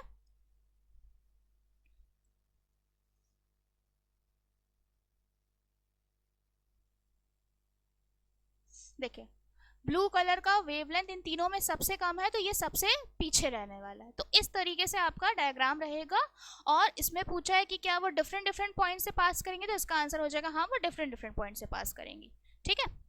चलिए अगला क्वेश्चन इसमें क्या दिया था, name the invisible radiation which can B obtained which can be obtained using quartz prism, state one use of these radiations। तो इसमें क्वार्ट्ज प्रिज्म में बोला हुआ है, तो क्वार्ट्ज प्रिज्म से आपके कौन से रेडिएशंस होते हैं, अल्ट्रा सोनिक रेडिएशंस, ठीक है, सॉरी अल्ट्रासोनिक नहीं, ultraviolet radiation, ultraviolet radiations. इसके बाद हमसे पूछा है state one use of these radiation, तो इनका इस्तेमाल कहाँ पे करते हैं हम लोग, for detecting the purity of gems. अगर हमें जेम्स की प्योरिटी चेक करनी है तो उस काम में आपका अल्ट्रा वायलेट रेडिएशन इस्तेमाल करते हैं, स्टेरिलाइजिंग पर्पस के लिए भी इस्तेमाल किए जाते हैं, बट यहाँ पे एक ही पूछा था तो आप कोई भी लिख सकते हैं। इसके बाद हमसे बोला है कि name one radiation having wavelength longer than these radiation. तो अल्ट्रासोनिक रेडिएशन से तो काफ़ी सारी आगे होती है, हमारी विजिबल जो लाइट होती है वो भी इससे ज़्यादा होती है, इंफ्रारेड रेडिएशंस भी इससे ज़्यादा होते हैं, तो आप कोई भी लिख सकते हैं। मैं यहाँ पे इंफ्रारेड लिख दे रही हूँ, इससे तो काफ़ी ज़्यादा आगे होती हैं, ठीक है। इससे आगे आप विजिबल लाइट भी लिख सकते हैं, कोई दिक्कत नहीं है। उसके बाद नेक्स्ट क्वेश्चन हमसे क्या पूछा हुआ है, क्वेश्चन नंबर 6। इसमें देखिए क्या बना हुआ है, आई होप आपको ये विजिबल हो। यहाँ पर ये पॉइंट लिखा हुआ है P, कलर चेंज कर दो, यहाँ पर ये पॉइंट लिखा है P, ये बीच में एक्सिस ऑफ रोटेशन आपका O दिया है, ये पॉइंट है आपका Q, और यहाँ पर लिखा हुआ है आपका R, ठीक है।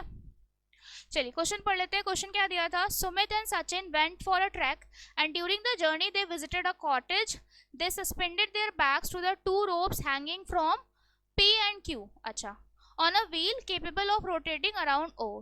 Sumit suspended his bag to the rope Q.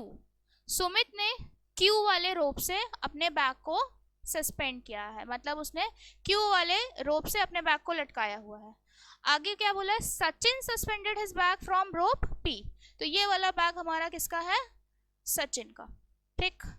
The wheel remained in equilibrium, wheel क्या है, घूम नहीं रही है, इक्विलिब्रियम में है।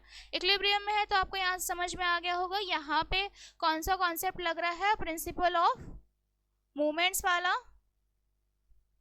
प्रिंसिपल ऑफ मूवमेंट्स क्या होता है हमारा, sum of anti clockwise movement is equals to sum of clockwise movement, यानी इधर एंटी क्लॉकवाइज और क्लॉकवाइज बराबर हो गया होगा, जिसकी वजह से ये रोटेट नहीं कर रहा है। हमसे पूछा क्या है, state with a reason who is carrying a heavier bag. देखिए इसके लिए सबसे पहले आप ये समझिए, यहाँ पे ये जो O है it is a axis of rotation, ये जो O वाला पॉइंट है it is a axis of rotation, मतलब इसी के अराउंड आपकी व्हील रोटेट कर सकती है। अब इसमें line of action of force क्या है, इसमें line of action of force P वाले के लिए ये है, line of action of force क्या होता है, जहां से फोर्स लग रहा होता है, बैक क्या करेंगे, अपना वेट नीचे की ओर सस्पेंड करेंगे, so it is a line of action of force. Sachin के लिए ये है एंड सुमित के लिए ये है। अब देखिए एंटी क्लॉकवाइज और क्लॉकवाइज के लिए आपका जो फॉर्मूला होता है उसमें ये लगता है फोर्स इनटू परपेंडिकुलर डिस्टेंस, ठीक है, आपने पढ़ा होगा। टॉर्क जो होता है हमारा यहाँ पर वो it is equals to force into perpendicular distance होता है। अगर आप यहाँ पिक्चर से अगर आपको थोड़ा बहुत आइडिया लग रहा होगा तो इसमें आप ये देख पा रहे हैं जो सचिन का परपेंडिकुलर डिस्टेंस है from line of action of force ये ज्यादा है, और सुमित वाले का परपेंडिकुलर डिस्टेंस जो है यहाँ पर सचिन वाले से कम है, ठीक है। सुमित का ये वाली जो डिस्टेंस है this is perpendicular distance from the line of action of force, it is lesser than Sachin. अच्छा, इसको अगर आप बेसिक लॉजिक से समझेंगे तो आपको तुरंत समझ में आ जाएगा। लॉजिक क्या है, जैसे अगर मान लीजिए आपको दोनों साइड इक्विलिब्रियम है, यानी कि आपको ये समझ में आ रहा होगा दोनों साइड बराबर है ना। मान लीजिए इधर अगर 6 लग रहा है टॉर्क तो इधर साइड भी 6 ही लग रहा होगा, जिसकी वजह से दोनों बैग आपके इक्विलिब्रियम पोजीशन पे है। अब मान लीजिए यहाँ पर इस वाले बंदे का यानी सचिन की परपेंडिकुलर डिस्टेंस क्या है, ज्यादा है। मान लीजिए हमने क्या कह दिया, सचिन की परपेंडिकुलर डिस्टेंस है यहाँ पे 3 है ना, और इसकी परपेंडिकुलर डिस्टेंस सुमित की परपेंडिकुलर डिस्टेंस कितनी है, कम है, लेट अस सपोज 1 है, ठीक है। अब अगर हमें दोनों साइड 6 बनाना है तो इस साइड क्या करना पड़ेगा, हमको 2 से मल्टीप्लाई करना पड़ेगा, और अगर इस साइड 6 बनाना है तो हमको किससे मल्टीप्लाई करना पड़ेगा, ऑब्वियसली 6 से मल्टीप्लाई करना पड़ेगा। तो यानी इससे क्या समझ में आ रहा है कि वेट किसका ज्यादा होगा, सुमित के बैग का ज्यादा होने वाला है ना। सुमित वाले बैग का वेट ज्यादा होने वाला है, तभी तो ये दोनों इक्विलिब्रियम पोजीशन पे है।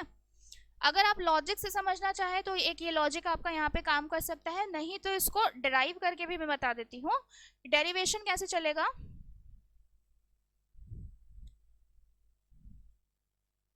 देखिए प्रिंसिपल ऑफ मूवमेंट के अकॉर्डिंग जो टॉर्क लगेगा, अगर हम लोग, अच्छा ये सचिन का है यहाँ पे, सुमित वाले के लिए आप यहाँ पे लिख दीजिए फोर्स इनटू परपेंडिकुलर डिस्टेंस। ये सुमित का इस साइड में लिख रही हूँ, और इस साइड हम क्या किसका लिखेंगे, सचिन का, ठीक है। फोर्स इनटू परपेंडिकुलर डिस्टेंस, ठीक। इसको 1 से रिप्रेजेंट कर दे रहे हैं हम, इसको 2 से रिप्रेजेंट कर दे रहे हैं, ठीक है। अब आप क्या करिए, दोनों फोर्सेस को एक साइड कर लीजिए, force of 1 upon force of 2, और इधर कर दीजिए d2 बाय d1, ठीक। अब यहाँ से पिक्चर से क्लियर है कि सचिन वाले की जो डिस्टेंस है वो सुमित वाले से क्या है, ज्यादा है। सचिन वाले की डिस्टेंस सुमित वाले से क्या है, ज्यादा है। अगर ये वाला टर्म इससे ज्यादा है तो इधर भी आप देखेंगे ये वाला टर्म क्या होगा, इससे ज्यादा होगा, जिसकी वजह से हमारा आंसर बन जाएगा सुमित का बैग हेवियर होगा, ठीक है। मैंने आपको दोनों ही तरीके से समझा दिया है, जो भी सर तरीका आपको समझ में आज, ठीक है।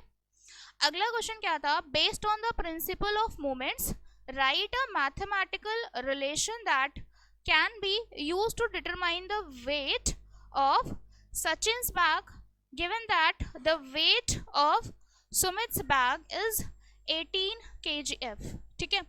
सुमित के बैग का वेट यहाँ पे हमको दे दिया है 18 kgf, तो यहाँ पर आप बस यहाँ पे सब्स्टिट्यूट कर दीजिए सुमित के बैग का वेट 18 kgf, और देन आप इसको यहाँ पर सेंड कर दीजिए 18 is equals to d2 by d1 into f2, तो ये आपका रिलेशन बन जाएगा, ठीक है।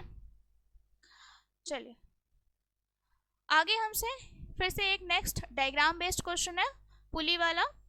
इसमें क्या करना है, copy and complete the label diagram showing the correct connection of the tackle, the direction of forces involve to obtain maximum velocity ratio with the convenient direction. देखिए कन्वीनियंट डायरेक्शन बोलता है जब, तो हमें इसमें पुली को पुल करने में कन्वीनियंट डायरेक्शन क्या होगी, जब हम इसको डाउनवर्ड पुल करेंगे, यानी कि रोप हमको इसमें ऊपर से डालनी है, ठीक है। तो यहाँ से ऊपर से रोप डालना आप स्टार्ट जब करेंगे, तो देखिए सबसे पहले यहाँ से ऐसे आप रोप निकालेंगे, थोड़ा सा और लेंदी कर दीजिए, फिर यहाँ से ये जाएगी सबसे बॉटम वाले में, फिर ये ऊपर जाएगी इस वाले में, और फिर यहाँ से निकल के सामने वाले में नॉट कर देना है, ठीक है। अब यहाँ से आपको एफर्ट लगाना है, तो नीचे के डायरेक्शन में आप यहाँ पे लिख देंगे एफर्ट। एफर्ट इधर लग रहा है तो इसी के ऑपोजिट डायरेक्शन में यहाँ पर क्या लग रहा होगा, एक टेंशन। इधर भी आप टेंशंस लेबल कर दीजिए, यहाँ पर भी एक टेंशन वर्क कर रहा होगा, यहाँ पर भी, और एक टेंशन यहाँ पर भी काम कर रहा होगा, ठीक है। वैसे ये डायग्राम में मैंने ऐसे रफली बना दिया है, आप स्केल से इसमें ड्राइंग करेंगे, ठीक है। ये जो मैंने लाइंस ड्रॉ करी हैं, आपको इसको स्केल से प्रॉपरली खींच के बनाना है, क्योंकि स्केल से बनाने पर क्या होता है, आपको ये जो रोप होती है उसमें आपको टेंशन शो होता है, तो जब भी आप एग्जाम में बनाए तो आप स्केल की हेल्प से बनाएंगे, ऐसे रफली नहीं बनाना है, ठीक है। अगला क्वेश्चन इसमें क्या दिया था, calculate the mechanical advantage of this pulley system if its efficiency is 80%। तो ये बहुत इजी क्वेश्चन है। देखिए एफिशिएंसी का फॉर्मूला क्या होता है, efficiency is equals to mechanical advantage upon velocity ratio, ये होता है हमारा फॉर्मूला। एफिशिएंसी हमें दे करके रखी है कितनी, 80%, देन मैकेनिकल एडवांटेज तो फाइंड करना है। वेलोसिटी रेशियो, वेलोसिटी रेशियो कैसे निकालेंगे, इसमें जितनी नंबर ऑफ थ्रेड्स यहाँ पे प्रेजेंट होती हैं वही होता है इसका वेलोसिटी रेशियो। यहाँ पे नंबर ऑफ थ्रेड्स कितनी है, 1 2 3, नंबर ऑफ स्ट्रैंड्स इसमें कितने हैं, 3 हैं, तो वेलोसिटी रेशियो हमारा यहाँ पर कितना हो जाएगा, 3। देन आप 3 को इधर सेंड कर दीजिए मल्टीप्लिकेशन में, तो ये क्या बन जाएगा, 80 इंटू 3 बाय 100, एंड 0 से 1 0 कैंसिल, 8 3 आपका कितना हो गया, 24/10, डिवाइड करेंगे तो आपका आंसर कितना बन जाएगा, 2.4। मैकेनिकल एडवांटेज है तो कोई यहाँ पे यूनिट नहीं लगने वाली है, ठीक है। चलिए ये क्वेश्चन यहाँ खत्म हो गया। अगले क्वेश्चन पे पढ़ते हैं। नेक्स्ट क्वेश्चन हमारा क्या था, एक फिगर बेस्ड क्वेश्चन है। इसमें बोला है कि ये जो बॉब है इसका मास हमें गिवन है कितना, 200 grams. It is displaced from the mean position, यहाँ से डिस्प्लेस किया गया और यहाँ से डिस्प्लेस करके ऐसे इसको पुल किया और बी पर लेकर के आया गया है। Potential energy at position A is 0। हाँ, ए पे मीन पोजीशन पे अगर आपने पेंडुलम वाला कॉन्सेप्ट पढ़ा होगा तो मीन पोजीशन पे तो पोटेंशियल एनर्जी 0 होती है। उसके बाद at the position B pendulum bob is raised by 5 metre, इसको 5 मीटर यहाँ पे रेस किया गया है। पहला क्वेश्चन हमसे क्या पूछा गया है, what is the potential energy of the pendulum at position B. B पर हमसे पूछा है तो पोटेंशियल एनर्जी का फॉर्मूला सिंपल सा हमारा क्या होता है, mgh होता है। अब इसके बाद मास हमें कितना गिवन है, 200 ग्राम्स में गिवन है, ठीक है, और ये मीटर में दिया है तो इसको हमको किस में कन्वर्ट करना पड़ेगा, केजी में कन्वर्ट करना पड़ेगा। तो ये हो जाएगा 200 बाय 1000। जी की वैल्यू यहाँ पे कहीं पे मेंशन है, ठीक है। जी की वैल्यू यहाँ पे कितनी दे करके रखी गई है, हमसे 10 दी है और हाइट कितनी है इसकी 5 मीटर। बस इसको सॉल्व कर लेंगे, 0 से 0 कैंसिल हो जाएंगे, देन मल्टीप्लाई करेंगे तो ये हमारा आंसर कितना बन जाएगा 10। और पोटेंशियल एनर्जी इसलिए इसका आंसर क्या हो जाएगा हमारा जूल। अगला क्वेश्चन क्या था, what is the total mechanical energy at point C. देखिए यहाँ पे लास्ट में ये मेंशन है there is no loss of energy, मतलब यहाँ पर क्या हो रहा है, कंजर्वेशन ऑफ एनर्जी है। जब भी कंजर्वेशन ऑफ एनर्जी वाला कॉन्सेप्ट होता है तो चाहे पेंडुलम के किसी भी पॉइंट पे हम चले जाएं, हर पॉइंट पे जो टोटल एनर्जी होती है उसका सम क्या होता है, इक्वल होता है। यानी कि बॉब बी पर जितनी एनर्जी हमारी आ रही थी, बी पर हम टोटल एनर्जी देखिए कैसे निकालेंगे, it is potential energy plus kinetic energy होता है, ठीक है। पोटेंशियल एनर्जी मैंने निकाली कितनी आई 10 जूल, और बी पर ले जाने पर एक्सट्रीम पोजीशन पर जब ये जाता है आपका पेंडुलम तो वहां पे काइनेटिक एनर्जी आपकी क्या हो जाती है 0। तो यहाँ से टोटल एनर्जी मेरी कितनी निकल के आई 10 जूल। अगर बी पर 10 जूल है तो सी पर भी मेरा आंसर क्या होगा 10 जूल। और आप इसका रीजन क्या दे देंगे, सिंस कंजर्वेशन ऑफ एनर्जी, ठीक है, यहाँ पर क्या हो रहा है, एनर्जी हमारी कंजर्व हो रही है इसकी वजह से। अब इसके बाद अगला इसमें क्या पूछा है हमसे, what is the speed of the bob at position A when released from B. जब बी से यहाँ पे रिलीज किया तो ए पर इसकी स्पीड हमसे पूछा हुआ है। देखिए अगर आपने पेंडुलम का कॉन्सेप्ट अच्छे से पढ़ा होगा तो जो एनर्जी यहाँ पर पोटेंशियल एनर्जी में जो जितनी भी एनर्जी यहाँ से यहाँ पे ट्रांसफर होती है वही एनर्जी पोटेंशियल एनर्जी ए पर जाने पर किस में कन्वर्ट हो जाती है, हमारी काइनेटिक एनर्जी में। यानी कि यहाँ पर आपका सिस्टम अगर इक्विलिब्रियम में है तो potential energy is equals to क्या हो जाएगा आपका काइनेटिक एनर्जी। पोटेंशियल एनर्जी का फॉर्मूला क्या होता है आपका mgh, काइनेटिक एनर्जी का फॉर्मूला क्या होता है हाफ mv²। तो m से m यहाँ पर कैंसिल हो जाएगा, g और h की और यहाँ पे 2 इधर सेंड कर दीजिए तो ये क्या बन गया 2gh is equals to v², यानी कि v की वैल्यू क्या हो गई √2gh, ठीक है। अब यहाँ पे सारी वैल्यूज पुट कर दीजिए तो ये क्या हो गया 2 into gravitational acceleration is 10, height हमारी कितनी दे करके रखी है 5, इसी का रूट लेना है हमको, तो ये कितना बन जाएगा 20, 25 जा, वैसे तो ये तो यही बन गया 2 और 5 से ये आपका 10 बन गया, तो 10 इंटू 10 को जब रूट से बाहर निकालेंगे तो ये कितना आ जाएगा आपका 10, ठीक है। तो यहाँ पे हमारी जो स्पीड बनेगी वो भी कितनी बनने वाली है 10 मीटर पर सेकेंड, ठीक है। अगला क्वेश्चन देखिए इसमें क्या दिया हुआ था, a person standing in front of a cliff fires a gun and hears its echo after 3 second. यानी कि यहाँ पर एक मान लीजिए एक क्लिफ है, इससे कोई पर्सन कुछ डिस्टेंस पे स्टैंडिंग है, यहाँ डिस्टेंस नहीं दे करके रख लिया है, मान लीजिए वो डिस्टेंस है आपकी डी डिस्टेंस पर एक पर्सन यहाँ पर स्टैंडिंग है, ठीक है। अब इसने क्या करी, एक गन फायर करी और इसकी जो एको है वो कितने टाइम के बाद वो सुन पा रहा है 3 सेकेंड के बाद सुन पा रहा है, और हमें speed of sound in air दे करके रखा है। पूछा क्या है, calculate the distance of the person from the Cliff.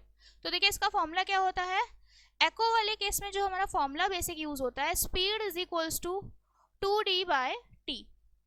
2d क्यों लगता है? क्योंकि एको में क्या होता है, एक बार साउंड आपकी जाती है देन फिर रिफ्लेक्ट बैक करके वापस आती है, यानी वो एक बार डिस्टेंस नहीं ट्रैवल करती, वो जस्ट डबल डिस्टेंस ट्रैवल कर रही होती है। तो आपको इसमें फाइंड क्या करना है, डी फाइंड करना है। तो सारी चीजें उधर सेंड करेंगे तो फॉर्मूला क्या बन जाएगा, d is equals to S into T by 2। तो स्पीड हमें कितनी दे करके रखी है, 336।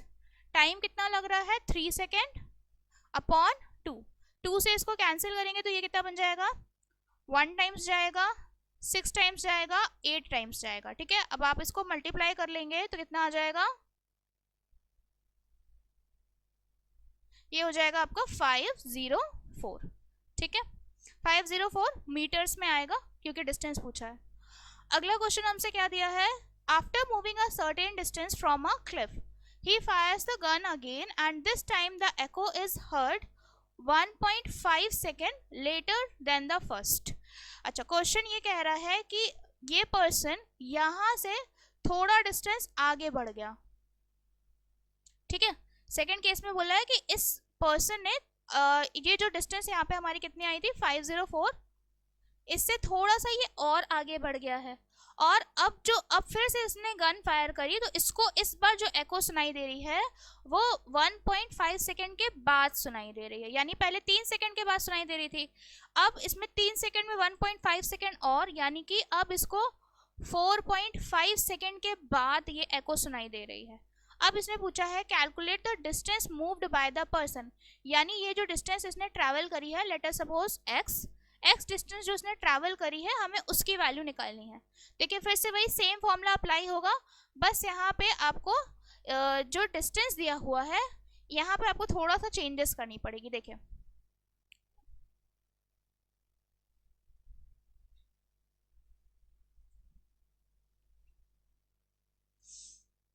इसमें आपको क्या करना पड़ेगा, स्पीड इज इक्वल्स टू 2, इस बार डिस्टेंस की जगह पर आपको क्या रखना पड़ेगा, टोटल डिस्टेंस इस बार हमारी क्या बन गई 504 प्लस एक्स, और टाइम हमारा इस बार कितना लग रहा है 4.5 सेकेंड, और स्पीड की जगह पर स्पीड मेंशन कर दीजिए, स्पीड कितनी है हमारी 336। ठीक है, चलिए अब इसको सॉल्व कर लेते हैं। तो यहाँ पर क्या होगा, डेसिमल हटेगा, यहाँ ऊपर 0 पड़ जाएगा, 5 से कैंसिल करेंगे तो 4 टाइम्स, यहाँ पे 9 टाइम्स, 4 से ये कैंसिल होगा 8 टाइम्स एंड 4 टाइम्स, और देन यहाँ से 9 जाके यहाँ मल्टीप्लाई हो जाएगा तो ये कितना बन जाएगा आपका 756 is equals to 504 plus X. तो अगर आपको x निकालना है तो आपको क्या करना पड़ेगा, 756 माइनस 504, तो ये आपका आंसर बनेगा 252। ठीक है, 252 metre will be your answer, यानी ये यहाँ से 252 मीटर आगे बढ़ा था। चलिए अगला क्वेश्चन हमें क्या दिया हुआ है, एक रेडियो एक्टिव न्यूक्लियस एक्स है जो कि एक अल्फा पार्टिकल को एमिट करता है followed by 2 beta particles to form nucleus Y. देखिए अल्फा पार्टिकल और बीटा पार्टिकल क्या होते हैं, हमारे अल्फा पार्टिकल हीलियम के पार्टिकल होते हैं यानी 2He4, और बीटा पार्टिकल आपका इलेक्ट्रॉन होता है दैट इज -1 इसको ऐसे लिखा जाता है। ठीक है, तो अब इसने ये बोला है कि with respect to the element X where would you position the element Y in the periodic table. चलिए देख लेते हैं। सबसे पहले एक एलिमेंट हमारा मान लीजिए एक्स है, एटॉमिक नंबर को z से रिप्रेजेंट करते हैं और मास नंबर को a से रिप्रेजेंट करते हैं।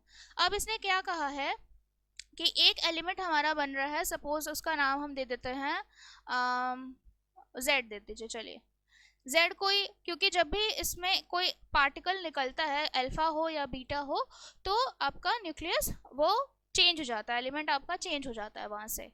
तो यहाँ से इसमें क्या निकल रहा है, सबसे पहले एक अल्फा पार्टिकल निकल रहा है यानी हीलियम पार्टिकल निकल रहा है। तो जब भी आपका एक अल्फा पार्टिकल निकलता है तो आपको क्या करना पड़ता है, एटॉमिक नंबर में से 2 माइनस कर दीजिए और मास नंबर में से 4 माइनस कर दीजिए। ठीक है, तो यहाँ पर ये क्या हो जाएगा, आपका जो नेक्स्ट आपका बनने वाला है, देखें जैसे आपका ये एक x था, इसका एटॉमिक नंबर z था और मास नंबर a था, तो जो नया एलिमेंट बनेगा उसके एटॉमिक नंबर में से 2 सब्ट्रैक्ट कर देंगे आप और मास नंबर में से 4 सब्ट्रैक्ट कर देंगे।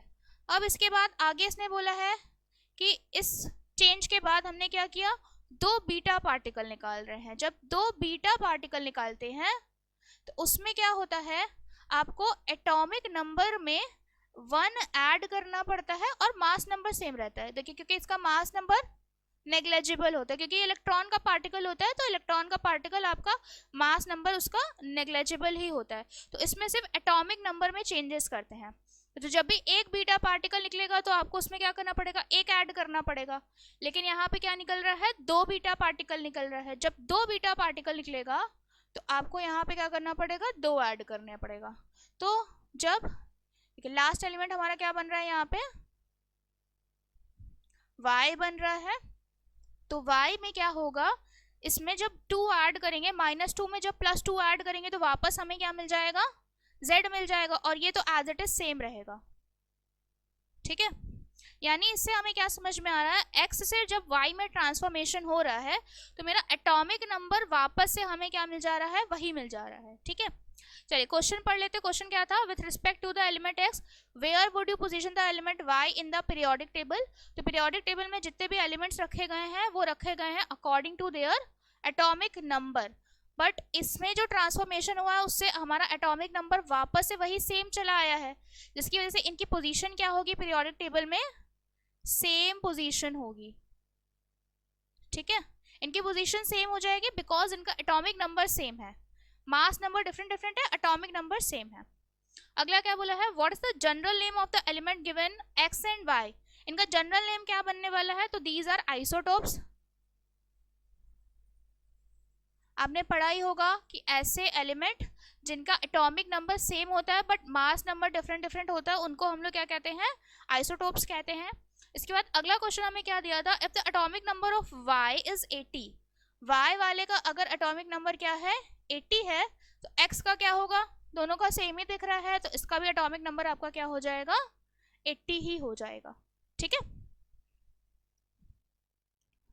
तो हमारा नेक्स्ट क्वेश्चन इसमें क्या आया हुआ था, a boy tunes a radio channel to a radio station 93.5 megahertz, name and define the scientific wave phenomenon involved in tuning the radio channel. तो ये हमारा कौन सा फिनोमिना होता है, तो ये होता है हमारा रेजोनेंस का फिनोमिना।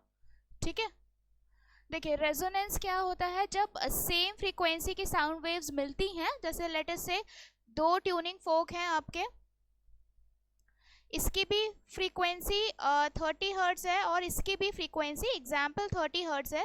अगर दोनों को एक साथ हैमर करते हैं और दोनों की फ्रीक्वेंसी मैच कर जाती है तो उससे क्या होता है, जो हमें साउंड सुनाई देते हैं वो काफ़ी लाउड सुनाई देते हैं, बिकॉज इसमें क्या होता है, साउंड वेव्स का एम्पलीट्यूड जो होता है, ये एम्पलीट्यूड ये बढ़ जाता है। ठीक है, अगला क्वेश्चन क्या था, name the important characteristic of sound that is affected during this phenomena.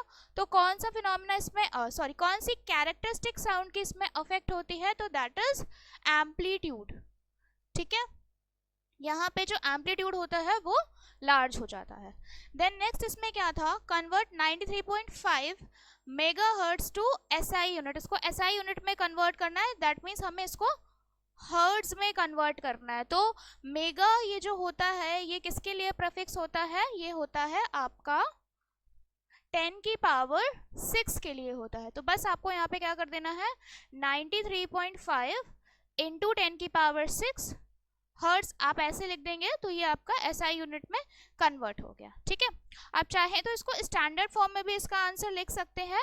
ये डेसिमल को अगर हम इधर शिफ्ट करेंगे तो ये बन जाएगा 9.35 इंटू 10 की पावर 7 हर्ट्ज, क्योंकि डेसिमल लेफ्ट साइड में शिफ्ट हुआ है तो पावर हमारी इंक्रीज करेगी। ठीक है, चलिए आगे बढ़ते हैं। हमारा अगला क्वेश्चन क्या था, पूर्वी की friend Tim wants to connect a fuse to his oven. Okay, he wants to control the oven from 2 different locations. Shown below is the circuit diagram. ठीक है, तो यहाँ पे आपको डायग्राम में दे करके रखा है और इसमें हमसे पहला क्वेश्चन क्या पूछा है, which one of the two A और B should be a live wire. ये 2 स्विच वाला जो आपका कोर्स में है वो वाला डायग्राम यहाँ पर आपको दे करके रखा है, और इसमें पूछा है कि इसमें से लाइव वायर कौन सी होगी। देखिए पहले तो देखते ही हम ये बता सकते हैं कि C तो कभी भी नहीं हो सकती हमारी लाइव वायर, क्योंकि ये देखिए ये जो ऐसे सिंबल बना करके रखा है ये किसका सिंबल होता है, अर्थिंग का, ठीक है। तो यानी C वाली जो वायर है वो हमारी अर्थ वायर हो गई, ठीक है। और A और B में से हमारा कौन सा लाइव वायर होने वाला है, तो जो B वाला वायर होगा, ठीक है, ये वाला जो वायर गया है ये हमारा होगा लाइव वायर, और जो A बचा वो हमारा कौन सा वायर होगा, न्यूट्रल वायर होगा, ठीक है। तो इसका आंसर हो जाएगा B would be a live wire. अगला क्वेश्चन क्या था, in the event of an overload will the fuse serve its purpose. तो फ्यूज अपना पर्पस सर्व करेगा कि नहीं, तो देख लेते हैं। फ्यूज देखिए कहाँ लगाया है इसने, फ्यूज को इसने लगाया है अर्थ वायर में। तो जैसा कि हम लोग जानते हैं फ्यूज कभी भी अर्थ वायर में नहीं लगता है, इसको हमेशा कहाँ लगाया जाता है, तो फ्यूज हमेशा लगता है आपका लाइव वायर में। क्योंकि यहाँ ये अर्थ वायर में लगा हुआ है तो ये अपना पर्पस सर्व नहीं करने वाला है, ठीक है। अगला क्वेश्चन क्या था, what is the meaning of the statement that the bulb is rated 600 watt 220 volt. तो इस स्टेटमेंट का मतलब ये होता है, if we provide a voltage of 220 volt या फिर आप potential difference of 220 volt, then the power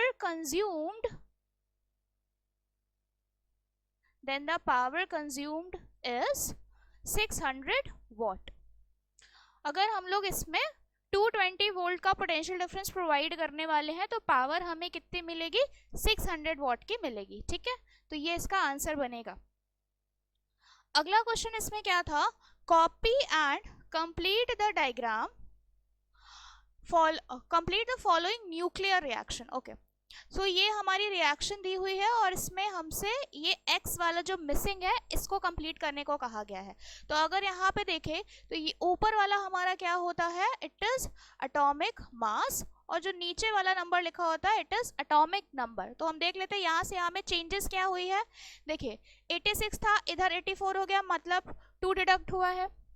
222 था, 18 हो गया, मतलब 4 डिटेक्ट हुआ है। तो यहाँ से सिंपली हमें समझ में आ रहा है इसमें से कौन सा पार्टिकल रेडिएट हुआ है, तो वो है हमारा अल्फा पार्टिकल, यानी हीलियम पार्टिकल यहाँ पे रेडिएट हुआ है। तो हमको बस यहाँ x की जगह पर क्या लिख देना है, 2He, और एक सेकेंड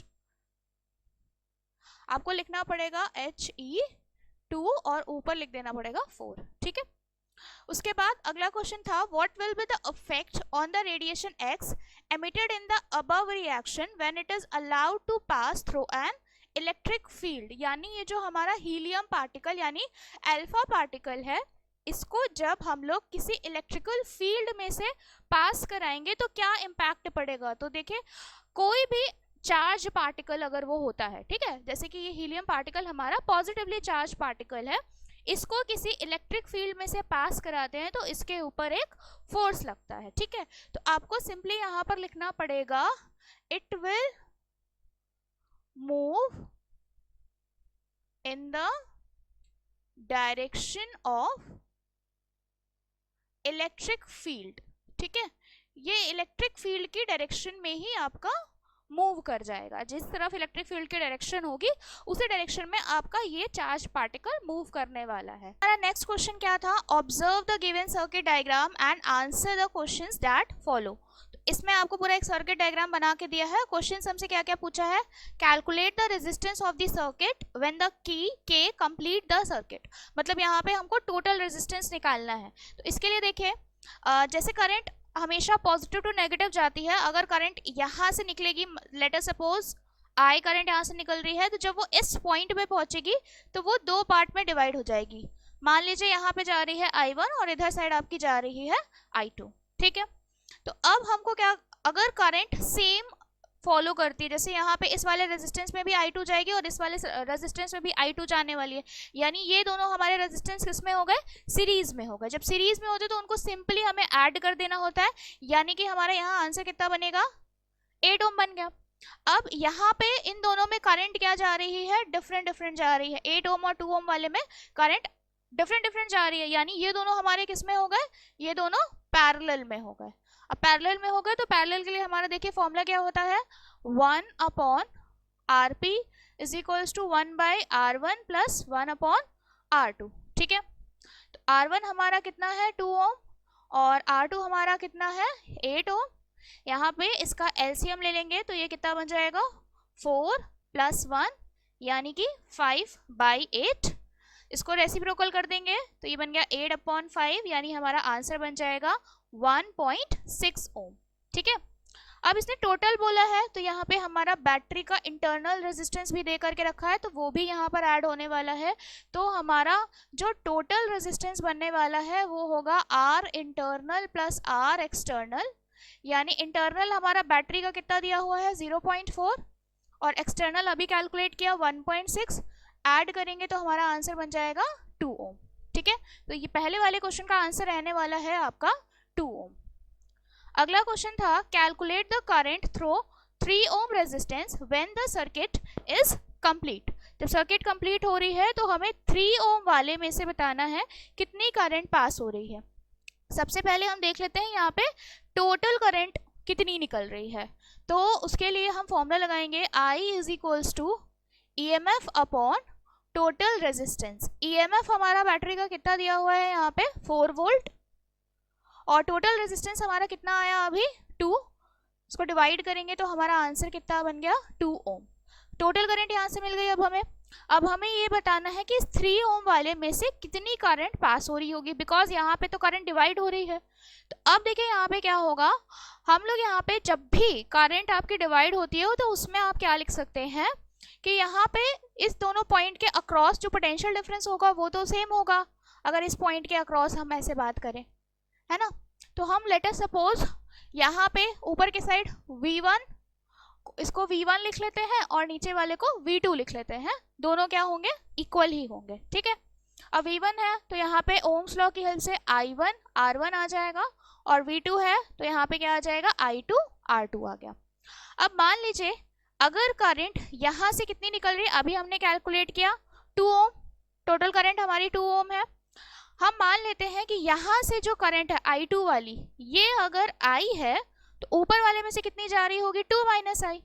ठीक है, 2 है, 2 में से अगर I इधर तो ऊपर वाले साइड 2 माइनस I। तो अब वैल्यूज पुट कर लेते हैं, जो हमारी I1 है उसको हमने क्या माना है 2 माइनस I और यहाँ पे रेजिस्टेंस कितना बन रहा है हमारा 2 ओम इज इक्वल्स टू जो हमारी I2 है उसको हमने कितना सपोज किया है I और R2 अभी हमने कैलकुलेट किया था, इनका टोटल रेजिस्टेंस था 8। ठीक है, सॉल्व करेंगे, ये बन गया 4 minus 2I is equals to 8I। 2I को उधर शिफ्ट कर देंगे तो ये क्या बन गया आपका 10I। 10 को यहाँ डिवाइड में भेजेंगे तो हमारा आंसर बनेगा 4/10 यानी कि 0.4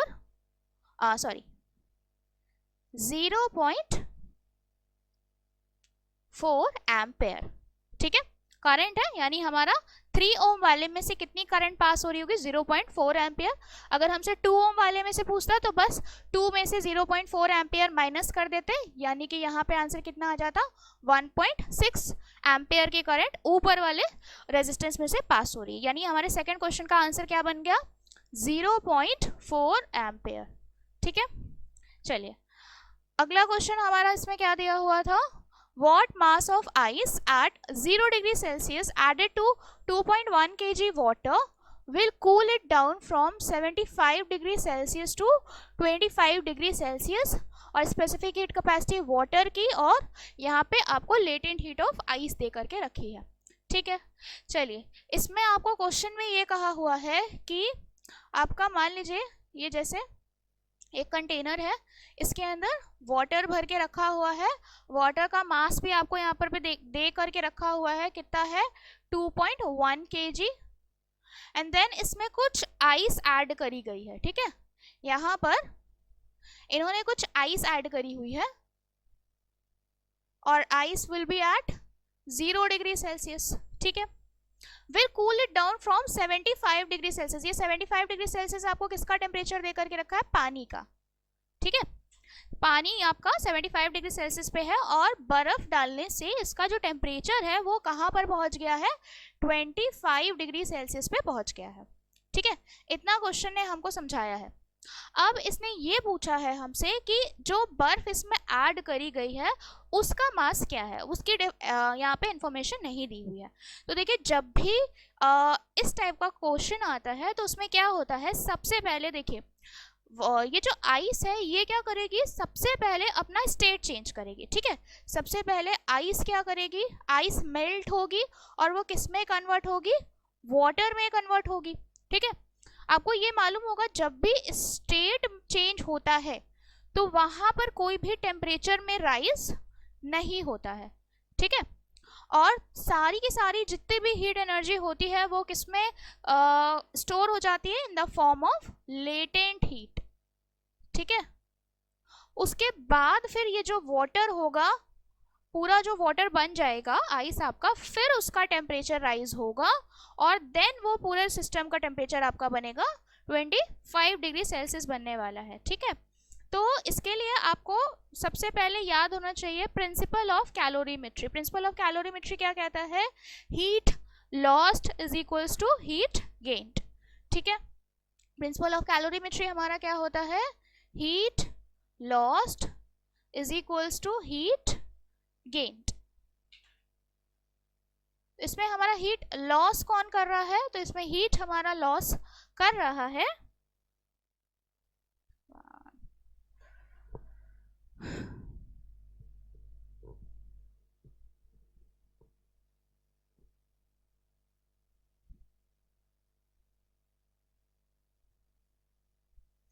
तो इसमें हमारा हीट लॉस कौन कर रहा है? हीट लॉस कर रहा है हमारा वाटर और हीट गेन कौन कर रहा है? आइस गेन कर रहा है, ठीक है। तो वाटर वाले केस में तो क्या हो रहा है? सिर्फ और सिर्फ टेम्परेचर में राइज हो रहा है। जब टेम्परेचर में राइज होता है तो वहां पर हम फॉर्मूला क्या लगाते हैं? mc delta t। तो यहाँ पे सब जगह w लिख दे रहे हैं हम। और जब हीट गेन होता है तो उसमें देखिए आइस के साथ दो सिनेरियो हो रहा है, पहले स्टेट चेंज हो रहा है, देन उसके बाद उसका टेम्परेचर राइज कर रहा है। तो इस वाले केस में आपके दो फॉर्मूले लगेंगे, ml plus mc delta t, ठीक है। यहाँ ये सब आइस के लिए है, ठीक। अब देखिए सारी वैल्यूज हमें पुट करनी पड़ेगी। Mass of water it is given 2.1 kg में दिया है, बट यहाँ पे जो हमारी स्पेसिफिक लेटेंट हीट वगैरह वो सब ग्राम में दे करके रखी है, तो इसको भी ग्राम में चेंज करेंगे तो ये हमारा बन जाएगा 2100 into specific heat capacity of water हमें कितनी दे करके रखी है? 4.2। टेम्परेचर में चेंज कितना हो रहा है वाटर के? 75 टू 25 सब्ट्रैक्ट करेंगे तो हमारा बन जाएगा यहाँ पे 50। इधर थोड़ा इजी करने के लिए आप यहाँ पे क्या करिए, मास ऑफ आइस कॉमन ले लीजिए। तो अंदर क्या बचेगा आपका? लेटेंट हीट प्लस सी आई डेल्टा टी, ठीक है। यहाँ पे वैल्यू पुट करेंगे तो मास ऑफ आइस ब्रैकेट में लेटेंट हीट ऑफ आइस कितनी दे करके रखी है? 336 joule plus specific heat capacity of water कितना हो जाएगा आपका? 4.2। और यहाँ पर यहाँ देखिए आइस नहीं रखेंगे इस जगह पे, यहाँ पे आइस नहीं लिखेंगे, यहाँ पे वाटर लिख देंगे, बिकॉज अब हमारा जो आइस है वो वाटर में कन्वर्ट हो गया, तो इसलिए यहाँ पे स्पेसिफिक हीट कैपेसिटी वाटर की पुट करेंगे, ठीक है। और यहाँ पे टेम्परेचर चेंज कितना हो रहा है? देखिए आइस आपकी कितने पे थी? 0 डिग्री सेल्सियस पे थी। अब वो फाइनल टेम्परेचर हमारा कितना बन रहा है? 25। तो उसको लेस करेंगे तो यहाँ पे बन जाएगा आपका 25, ठीक है। अब हमको क्या करना है? इसे सॉल्व करना है। इसके लिए पहले सबसे पहले लेफ्ट हैंड साइड पर देखिए, जब हम लोग इसको मल्टीप्लाई करेंगे 4.2 इंटू 5 तो ये आपका बन जाएगा 210 एंड ठीक है 210 बन जाएगा यहाँ पे मल्टीप्लाई करने पर। और 210 इंटू 2100, 21 इंटू 21 होता है आपका 441, यानी ये इधर बन जाएगा 441000, ठीक है। 3 zeros इधर आएंगे। इस साइड सॉल्व करेंगे तो हमारा बनेगा यहाँ पे mi 336 प्लस इसको यहाँ मल्टीप्लाई करेंगे तो हमारा बन जाएगा 150 150, ठीक है, सॉरी एक सेकेंड, 25 4 100 एंड एक और 0, देन ये 50 105 बनेगा, ठीक है। तो यहाँ पे आपका ये बनने वाला है 1105, ठीक है। इसको जस्ट ऐड करेंगे तो ये हमारा बन जाएगा 441,000 is equals to mass of ice in bracket, add करेंगे तो ये बन गया 1 एंड 441, ठीक है। अब ये डिवाइड है और मतलब मल्टीप्लाई है तो डिवाइड में जाएगा, तो इसको जब इससे कैंसिल करेंगे तो हमारा आंसर बनेगा 1000 ग्राम। तो हमारा मास ऑफ आइस कितना बनने वाला है 1000 ग्राम, और अगर हम केजी में करना चाहे तो ये हो जाएगा 1 केजी। तो मास ऑफ आइस हमारा यहाँ से निकल के आया है 1 केजी। अगला क्वेश्चन हमारा ये डायग्राम बेस्ड क्वेश्चन था। इसमें हमसे क्या बोल करके रखा है, the diagram below shows a cooling curve for a substance, state the temperatures eight which the substance condenses. Condensation की प्रोसेस क्या होती है, देखिए जब आपका वेपर से लिक्विड स्टेट में कन्वर्ट होता है कोई भी सब्सटेंस तो उसको हम लोग कहते हैं कंडेंसेशन। अब इसमें बोला है कौन सा टेम्परेचर है जिसपे ये प्रोसेस हो रही है।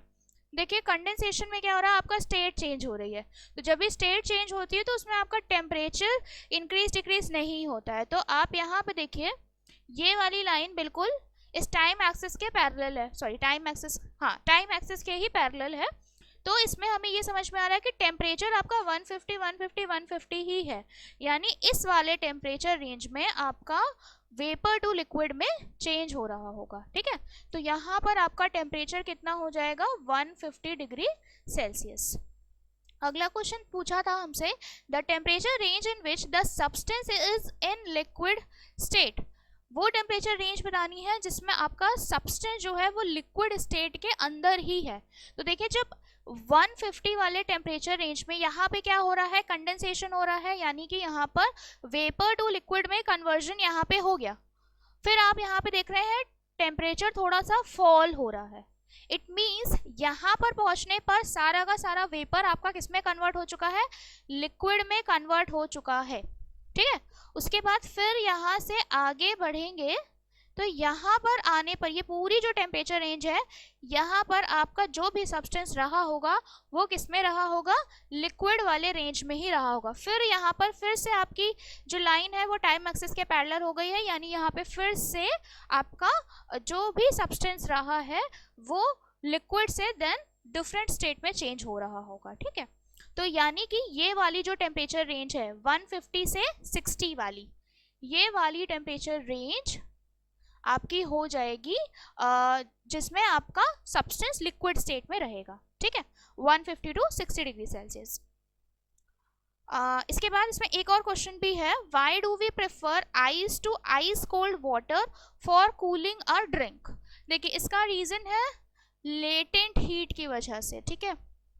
जब भी आपका कोई भी सब्सटेंस अपना स्टेट बदलता है, ठीक है, for example liquid to gas, gas to liquid, या फिर आपका सॉलिड टू लिक्विड, तो उस प्रोसेस में होता क्या है कि स्टेट चेंज करते टाइम वो अपना टेम्परेचर तो नहीं चेंज करता है, टेम्परेचर में कोई भी फॉल या राइज नहीं मिलेगा आपको, लेकिन वो सारी की सारी हीट एनर्जी उसमें वो इस्तेमाल कर लेता है अपना स्टेट बदलने में। तो वो सारी की सारी हीट एनर्जी जाती कहाँ है, उसमें स्टोर हो जाती है in the form of latent heat.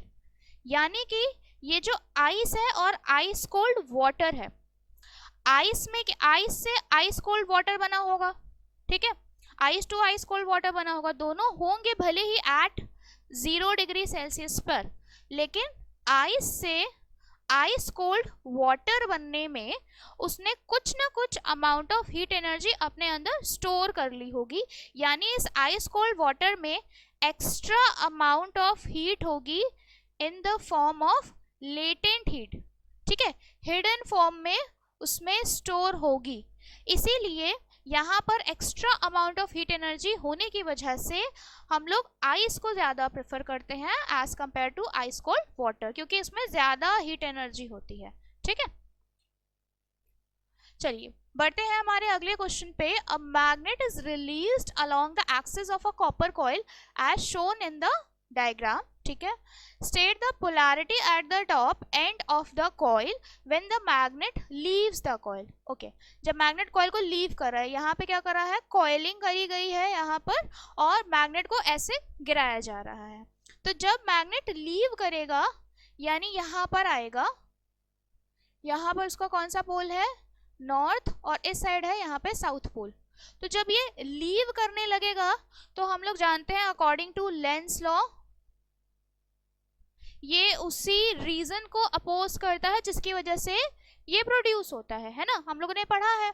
तो जब ये दूर जाने की कोशिश करेगा तो क्या होगा, ये उसको अपनी तरफ करने की कोशिश करेगा, ये यहाँ पर। ठीक है, तो यानी अगर इधर नॉर्थ पोल है, नॉर्थ पोल उससे दूर जाने की कोशिश कर रहा है, तो उसको पास लाने के लिए वो कौन सा पोल यहाँ पर बन जाएगा, तो यहाँ पर बन जाएगा हमारा साउथ पोल। ठीक है, यहाँ पे साउथ पोल बनेगा। अगर यहाँ साउथ है तो ऊपर साइड हमारा नॉर्थ रहने वाला है। तो ये हमेशा उसी रीजन को अपोज करता है जिसकी वजह से ये प्रोड्यूस हो रहा होता है। जैसे कि देखिए, आपके घरों में आपके सिबलिंग्स होते हैं, जब साथ में रहेंगे तो वो लोगों को एक दूसरे से लड़ाई झगड़ा करेंगे, है ना, लेकिन अगर वो दूर दूर हो जाएंगे तो एक दूसरे को मिस करने लगेंगे। तो सेम यहाँ पर ये ऐसा ही प्रोसेस चलता है कि अगर ये दूर जाने लगता है तो उसको अपने पास करने के लिए वो उसके ऑपोजिट पोलैरिटी बना लेगा ताकि वो उसको अट्रैक्ट कर सके, और लेकिन जब वो पास आने लगेगा तो वही सेम पोल्स बना लेता है और ताकि वो दोनों रिपल करके फिर दूर जाए। ठीक है, आई होप आपको यहाँ पे ये चीज कॉन्सेप्ट समझ में आया होगा। तो यहाँ पे हमें पूछा क्या था, state the polarity at the top end of the coil. तो टॉप एंड आपका क्या है, when the magnet leaves the coil, top and यानी यहाँ पर बनने वाला है हमारा नॉर्थ पोल। ठीक है, अब इसके बाद the direction of the current is from A to B when magnet enters the coil, what will be the direction of the current when the magnet leaves the coil. जब enter कर रहा है और जब लीव कर रहा है, दोनों में हमें क्या बतानी है, करंट की डायरेक्शन बतानी है। देखिए, जब यहाँ पर ये मैग्नेट यहाँ पे एंटर करेगा, देखिए अब ये दोनों पास आ रहे हैं, वही सेम कॉन्सेप्ट, जब सिबलिंग साथ में रहेंगे तो वो एक दूसरे को अपोज करेंगे, लड़ाई झगड़ा करेंगे, दूर जाने की कोशिश करेंगे। यानी जब भी यहाँ पास आएगा तो इधर साउथ पोल आ रहा है, तो इससे दूर जाने के लिए यहाँ पे कौन सा पोल बना लेगा, फिर से साउथ पोल बना लेगा। ठीक है, जब ये साउथ पोल बना लेगा और अगर हम इसको यहाँ से ऑब्जर्व करें, यहाँ से देखें तो साउथ पोल बन रहा है, ये देखिए ऐसे। ठीक है, तो इस तरीके से अगर हम इस पर एरो बनाएंगे तो ये करंट ऐसे एंटर करेगी और यहाँ से लीव करेगी। ठीक है, तो यहाँ पे भी सेम रहेगा, ऐसे एंटर करेगी, यहाँ से लीव करेगी। यानी जब आपका मैग्नेट इसमें एंटर करने वाला है तो करंट की डायरेक्शन आपकी क्या रहने वाली है, B to A। ठीक है, जब मैग्नेट आपका एंटर करेगा तो करंट की डायरेक्शन B to A, और जब ये लीव करेगा तो इसका ऑपोजिट बनता है, तो यानी कि वहां पे करंट आपकी क्या हो जाएगी, A to B। ठीक है, तो इसमें अगला क्वेश्चन क्या था, name the law which can be used to determine the direction of the induced current of the coil. तो इसकी डायरेक्शन निकालने के लिए देखिए हम लोग कौन सा लॉ इस्तेमाल करते हैं, फ्लेमिंग्स राइट हैंड रूल। ठीक है, फ्लेमिंग्स राइट हैंड रूल। तो मैंने आपको ऐसे कॉन्सेप्चुअली बता दिया, बट इसकी डायरेक्शन जब भी हमें इंड्यूस करंट की निकालनी होती है तो वो फ्लेमिंग्स राइट हैंड रूल वहाँ पे इस्तेमाल करते हैं। अगला क्वेश्चन क्या था, state one way to increase the magnitude of induce current. इसमें जो करंट इंड्यूस हो रही है उसके मैग्नीट्यूड को अगर हमें बढ़ाना है तो उसके लिए क्या करेंगे, तो पहला तरीका तो ये है, जो यहाँ पे कॉइलिंग हुई है इसको हम क्या कर दें, नंबर ऑफ टर्न्स जो इसमें हुए हैं उसको हम लोग क्या कर दें, इंक्रीज कर दें। पहला तो वे ये हो जाएगा, increase the number of turns. ठीक है, जितने ज़्यादा टर्न्स होंगे उतना ज़्यादा आपको करंट मिलने वाली है। और दूसरा, ये जो मैग्नेट यहाँ पर पास हो रहा है इसकी स्पीड बढ़ा दें, तो इससे क्या होगा, फ्लक्स में जो चेंजेस हो रही है वो ज़्यादा तेज़ी से होंगी, जिससे कि आपको करंट ज़्यादा मिलेगा। तो आपको एक लिखना था तो आप कोई भी लिख सकते हैं दोनों में से। ठीक है, चलिए, इसी के साथ हमारा स्पेसिमेन पेपर का जो सोल्यूशन है वो यहाँ पर एंड हो गया है। आई होप आपको मेरा एक्सप्लेनेशन समझ में आया हो, और thank you for watching. Thank you.